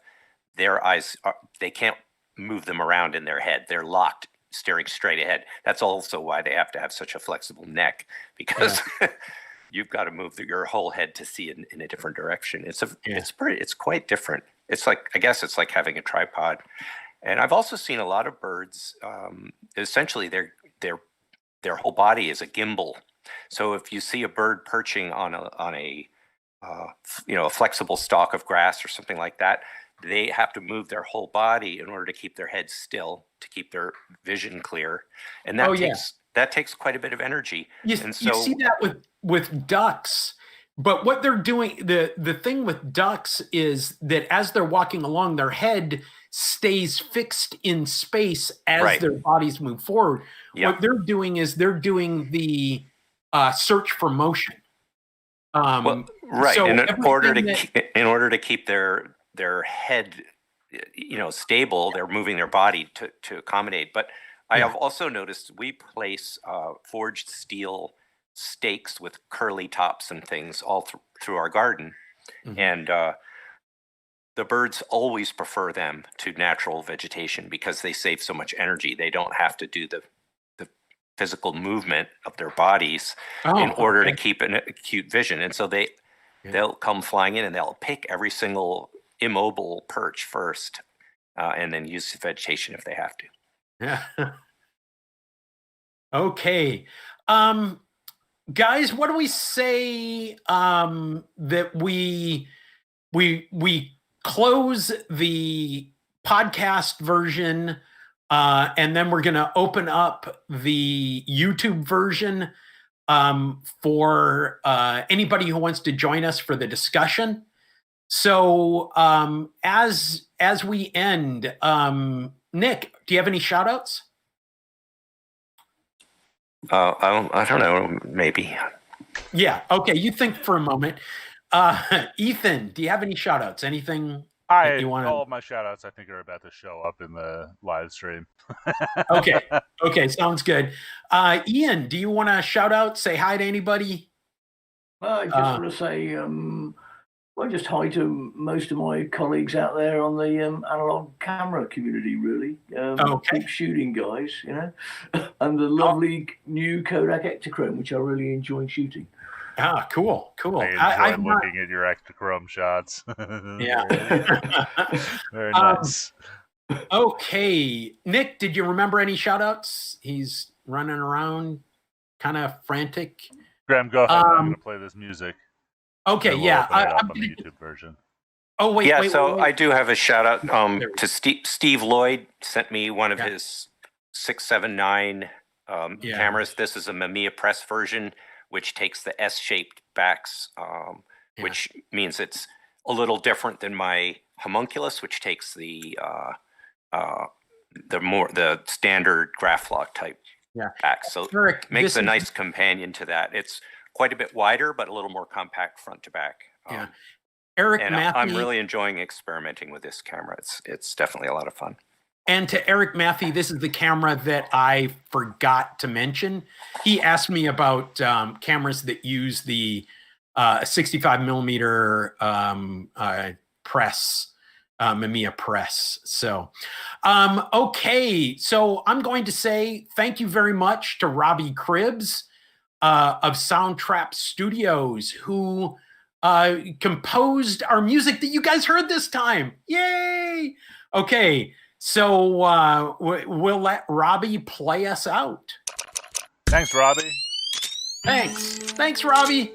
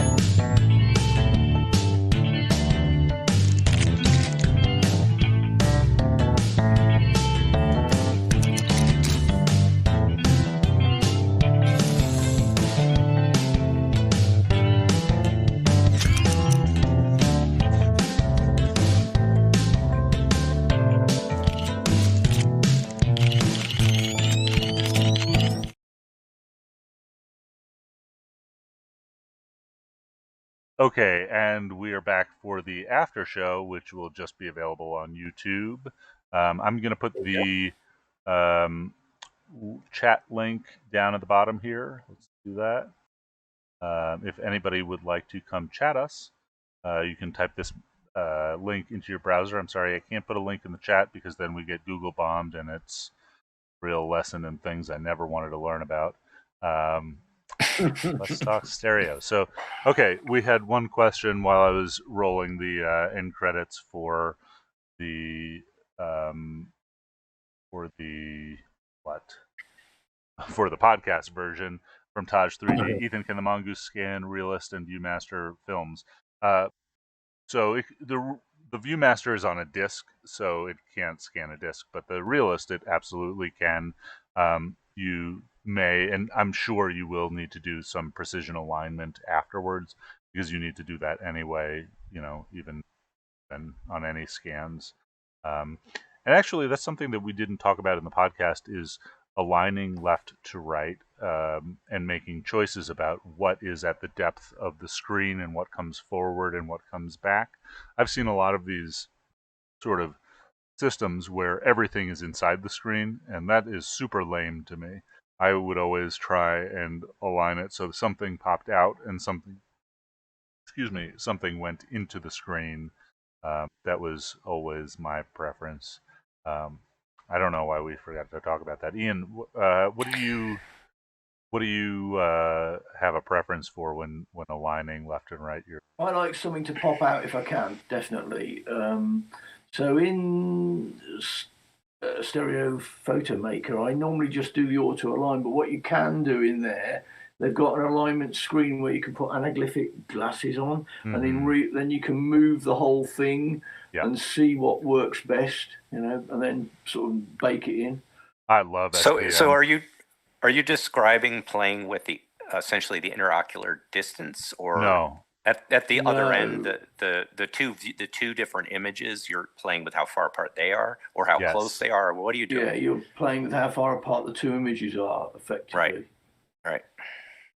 And so when you're cross viewing, depending upon what you are focusing on and overlapping when you're crossing or making your eyes parallel, it will sort of change. Actually, for cross view, you have a little bit more control inside of your head. What is at the depth of the screen. But if you're making an anaglyph or a shutter glass or lenticular print or cross-polarized image, how you align the two images, basically what is aligned perfectly in frame is going to be at the depth of the screen, and everything in front of that will be popped out. Oh, look who it is. Could it be? Oh, it's Heather. We've got Heather. Let me move my big old head so we can see her. Oh, look at that. She's wearing the glasses. Hold on. I cannot see Heather. Oh, here we go. Okay. But her microphone is turned off. Uh-oh. You're muted. Okay. You're muted in the Google Meet, Heather. Here we go. Hey. You guys were so 3D, it was freaking me out, man. I have one anaglyphic print in my entire shop, and it is one Heather gave to me. It's over on top of my electronics, or on the wall by my electronics booth. Yeah, I do anaglyph a little different with photos I've already taken, and I select certain areas to pop further out and push back. And so it's more or less just slapping the image in people's face what I want them to see. So is that mostly by playing with color? Are you playing with color channels to do it? Yeah, so I'm selecting, the beautiful thing is you could shoot on Hasselblad and do this, and then select your subject, separate the channels, move the channels so many distances, do another thing and push them back. And I just did that so when I had a show, I could watch people kind of like dance with my art. It was awesome. It was really cool. And we're teaching a virtual reality class here at school where I work, and I'm going to probably do a anaglyph how-to thing too. So it's kind of neat little crossover. I've done a similar thing I'm looking through my old the back catalog of my Flickr. One of the things that I would do is I would do the stereo shot with a shoot and move over, and then I would put in type. And so I would mask off different parts of the type in the two different channels so that they would sit behind things and they would be a certain distance. So I could move them, I could move them together or further apart as, live while I'm free viewing. And then I would start to mask them off and put them in front of and behind things. And I'm just looking for some examples of that. But I am thinking that I don't have any examples. I'm looking at the subject, but I don't think I have any put up there. So I just have an idea. So Heather, essentially what you're doing is playing with color. Would it be possible to set this up with an old-fashioned primitive double lens camera that used, a red filter and a blue filter, right? And then use a red and blue spotlights to mess with what's going on as you take shots? Well, it would definitely change the exposure, but it wouldn't do the same as like really pushing it. Uh-huh.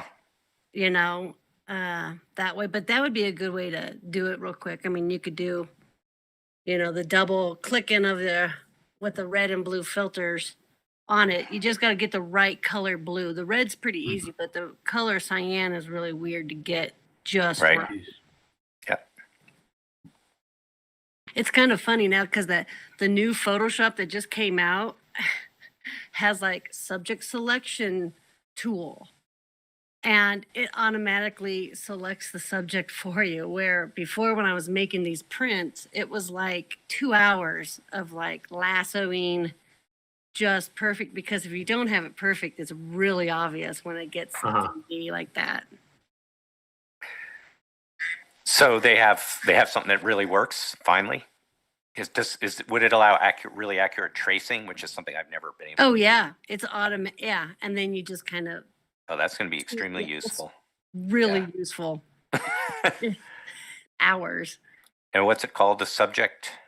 A subject selection in the brand new Photoshop.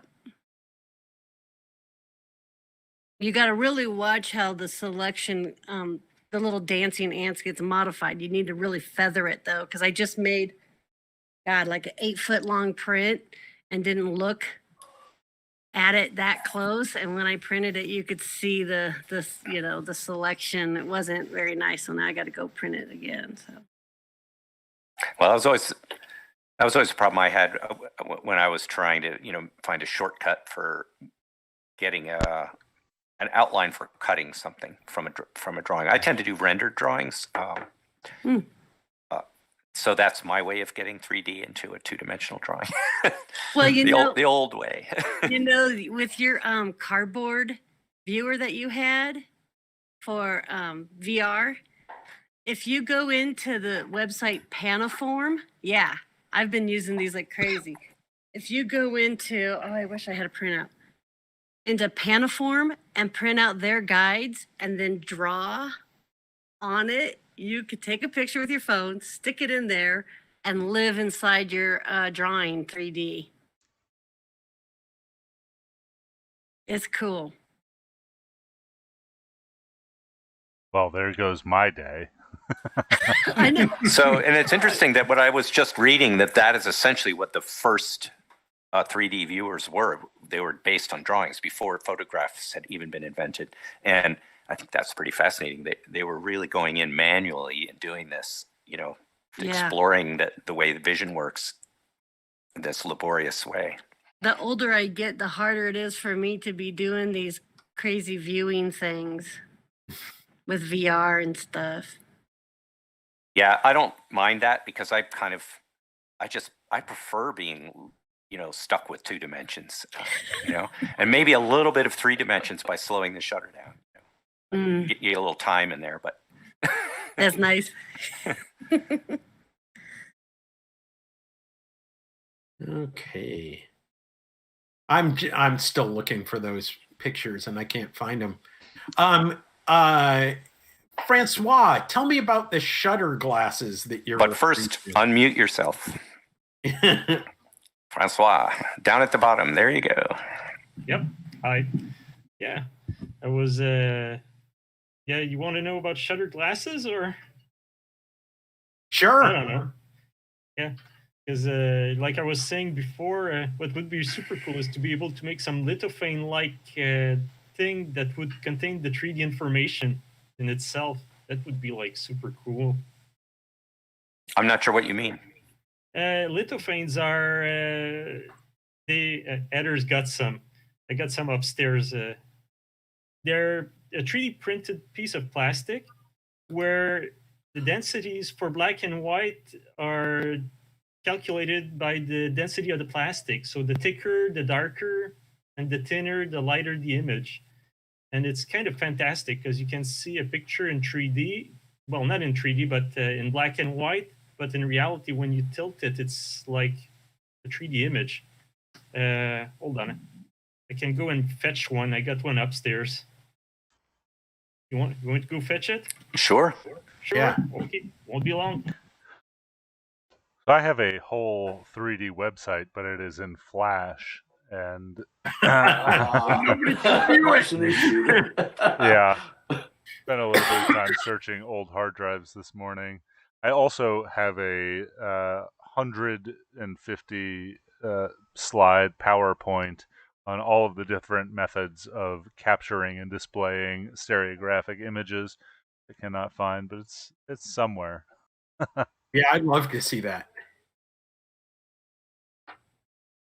Good. I gave Yeah. it to one person ever. He liked it. It's kind of embarrassing. Oh, Ooh. cool. Oh yeah, there we go. Yeah. These are, I'm going to take the lamp and show it. Like they're a relief. Hold on, let me get this straight up. Okay. They're like a relief image. I don't know if you can see. Yes. And, which is in 3D printed. But when you backlight it, you can see the picture in itself in black and white. Hold on. So is it basically it's a carving, and the different density creates the light and Yep. shadow, right? Yeah, exactly. And these things are super easy to make. There's sites online that build them for you, and you just upload your image, and it comes out in this little plastic frame, and you just print it. Or you can make them with FreeCAD. But, We got to talking about that, Francois, and just to make a 3D thing more 3D, I scanned one of my 3D stereo cards and made a lithophane Whoa. of a Nice one. 3D. Now we're really Yeah. getting. and it really worked. It was kind of, I mean, geez. So is that 6D or is that 9D? I'm not. Still 3. Or is it exponential? I don't know. We're just skipping over the fourth dimension like it never even exists. That's right. Yeah. So I used to do oil paintings on glass, and that's really fun because if you backlight it, you get an entirely different image. And so I just put some flashing Christmas lights behind the painting and hung it in a gallery. And what you get is it would look like a normal, calm, glossy oil painting. And then when it was backlit, you would see all the brush strokes, and it would turn into this, anxiety-filled mid-century German-looking thing, So it would go from peaceful and serene to, to scary, back and forth. Yeah. I think Yeah, Disney had a big camera that did that with many, there's a video online of Disney Studios doing all that and moving the glass and doing some great animation tricks. Yeah, there's a whole world of this type of thing that went into theater, opera, that kind of thing. That they used to do some incredible stuff live on stage. Yeah. This kind of thing. And there's also matte paintings like they used in all the old movies and the old Technicolor movies. Love it. Right, or the scenery that goes by on a big scroll that's being rolled past. Yep. I've seen some great stuff done that way. Yeah. It's kind of funny because here in Canada we got a magazine. It's called Paper Cuts or something like that. And it's all about zines and everything. And they had a number with an issue with they had pictures. I don't know who drew these. They used the anaglyph glasses, but the image would change from nice to morbid depending on which eye you viewed it with. Like there was a lady, and then you could see the skeleton drawn in the other color, and it was really weird. But yeah. Like the old cereal box decoder glasses. Yeah. Yeah. I used to use those for. We had gas coupons here with the number with that was in red dots with other colored dots to hide the value of the rebate. So when we get those, through the mail, I just go through them and say, okay, take the red filter. Okay, this one's $1. I'm keeping it for myself. This one's 75 cents. It's good enough for my dad. So this is also sort of what an X-ray is, right? You just dial up the resolution or the penetration of your of your medium, so it'll go through a human body. Yeah. So hold on a sec. I just because we got my dad fixing plumbing here, and I want to give him a tip instead. There was one thing when y'all were talking about viewers, that's been a huge thing for me too, because I always wanted, that's why I got into anaglyph, because I wanted to do my stereo stuff big, print them big and do all that. And so I did research some things, and there was a company that did do big ones that you could do 11 by 14 prints and have people step back and see it that way. But it still wasn't big enough because I wanted to print like 20 by 36, 24 by 36 thing. But the other thing I wanted to show you, because I found this at an antique store, these cards about how to check your eyes for binocular vision from the Keystone Company. And they're really awesome. That's cool. And it tells you if you have, you're more right eye dominant. I just love how the cards look by themselves. But of course, over time, they're, a little warped, so that doesn't work. But this is the best one. This one just sends me. So if your patient can look through the viewer and the dog, I can see that here. It works for me. It works. And the best thing about it was when at this antique store, the viewer was right there too. Oh, that's cool. And so it's marked, where to put each card. I just thought that was so cool. But the thing weighs a ton. I've just put in a link. I put it both in our chats, in the Meets chat, and in the YouTube. And this is an example of what I was doing with text inside the image. And so if you do, if you can get far enough back and take a look at it, you'll get, or you zoom out on it far enough. And then I have the red-green version of it as well.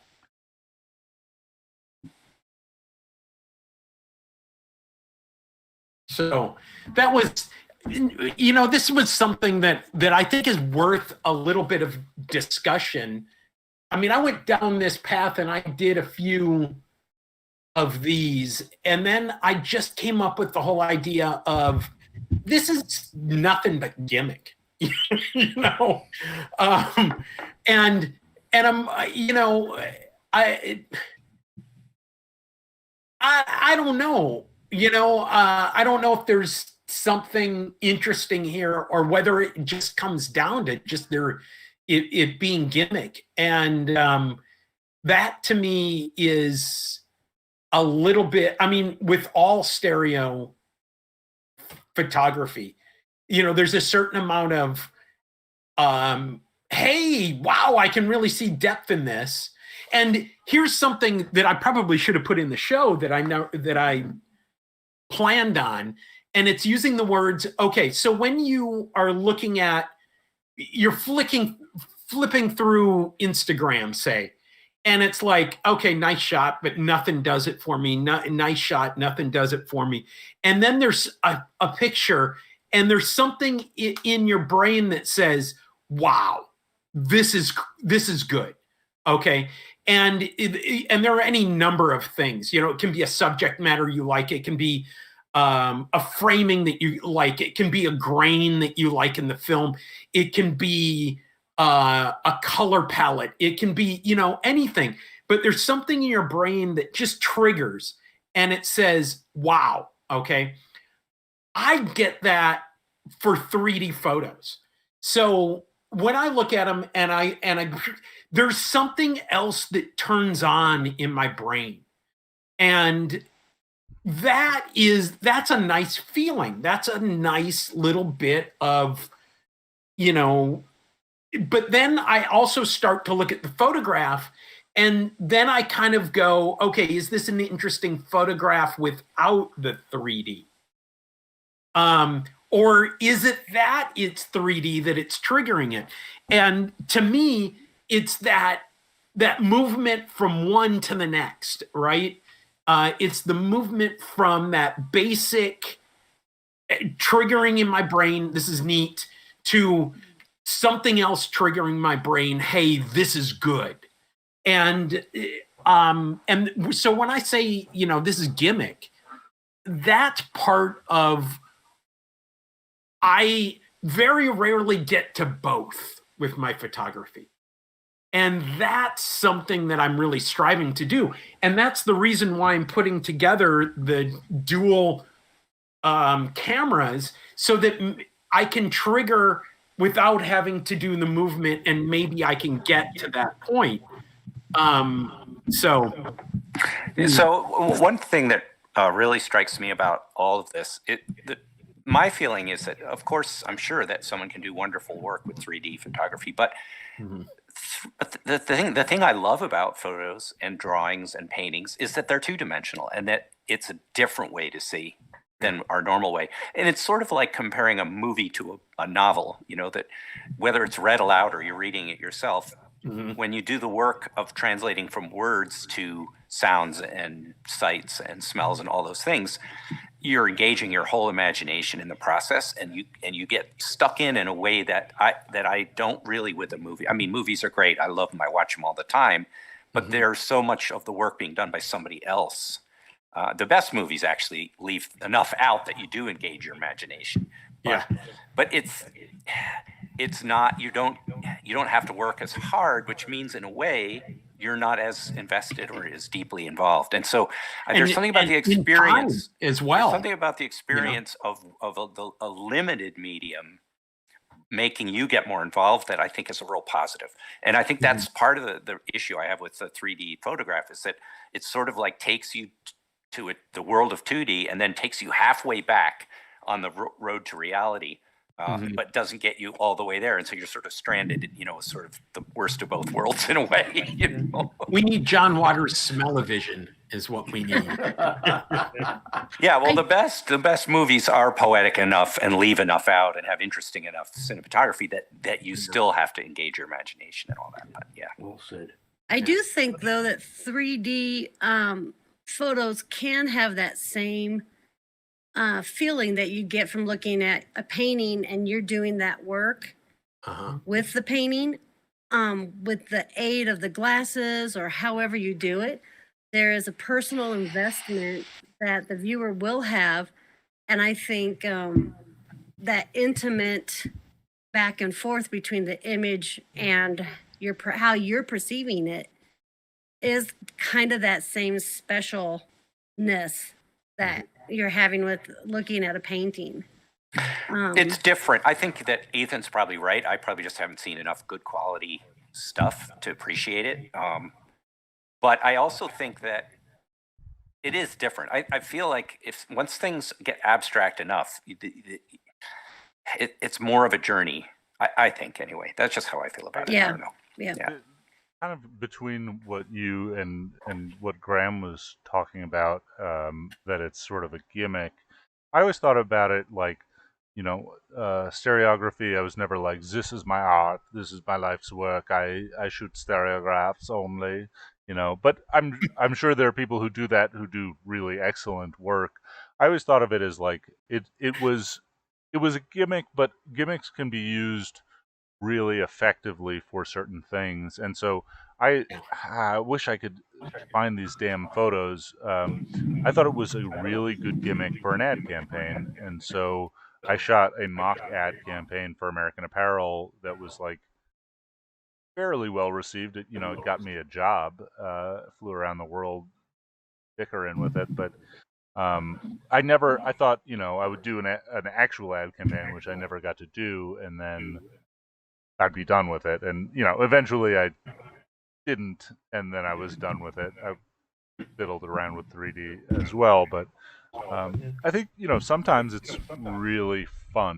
But for me, and like I'm somebody who went down the wormhole like full time for 2 years, but I break it out here and there. But I don't think it'll ever, replace standard 2D photographs that I love so much. And I think it's the viewing. Yeah, Well If- said, Graham. It is. If we had an easy way to view, Wasn't this what VR is? No, so I think Well- I'm going to disagree. I think so you need a $600 headset.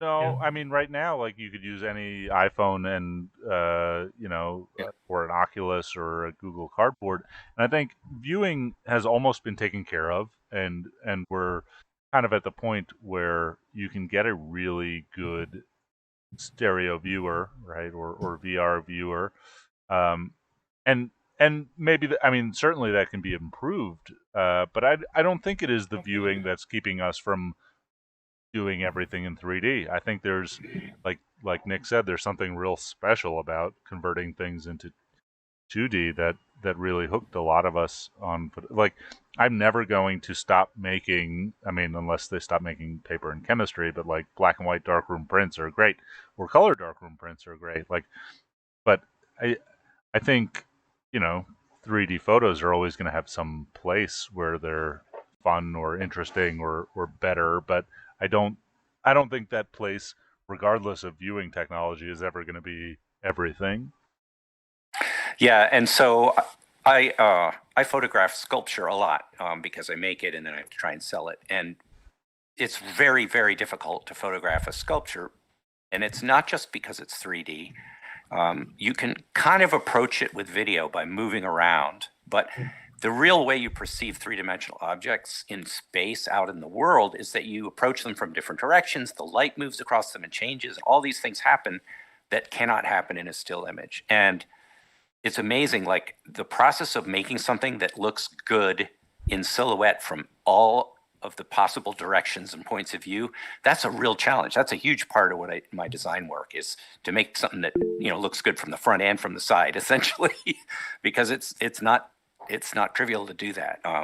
It's a little easier with solids. I make things that aren't solid, and that it's like a three-dimensional drawing essentially, and that gets really difficult. And you learn a lot going through that process that I don't think you could learn any other way. I think it's that for me, what's really exciting is the translation, and there are people who compare photography to sculpture for that reason.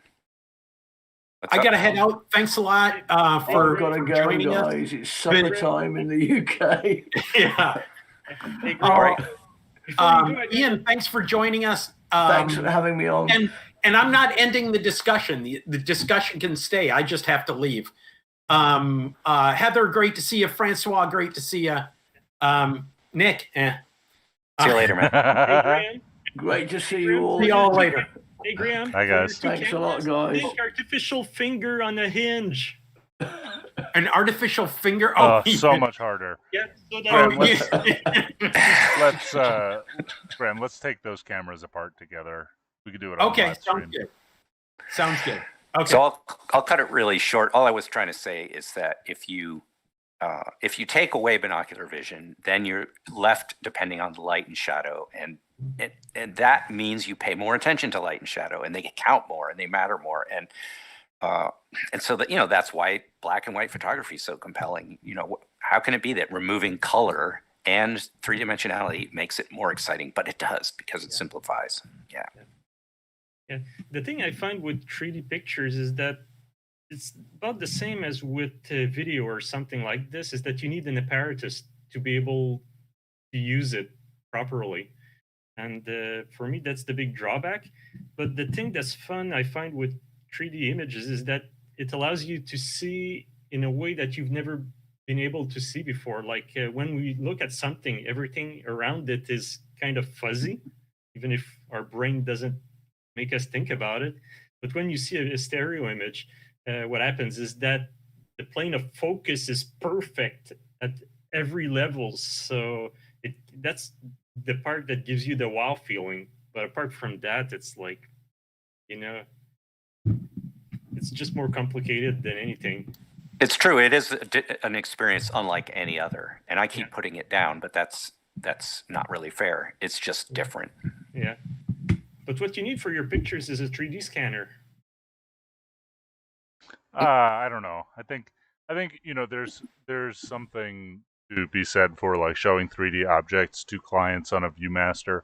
It's certainly like my grandpa probably put me through college, maybe in investing in Home Depot, but all of that money probably came at some point in the 70s by making ViewMaster slides of dresses. It's a pretty good way to see like a garment or something that's like inherently three-dimensional. Like you don't see the whole thing of it, but you get a good idea of some things. I'm actually kind of waiting for good integration between SolidWorks and VR headsets.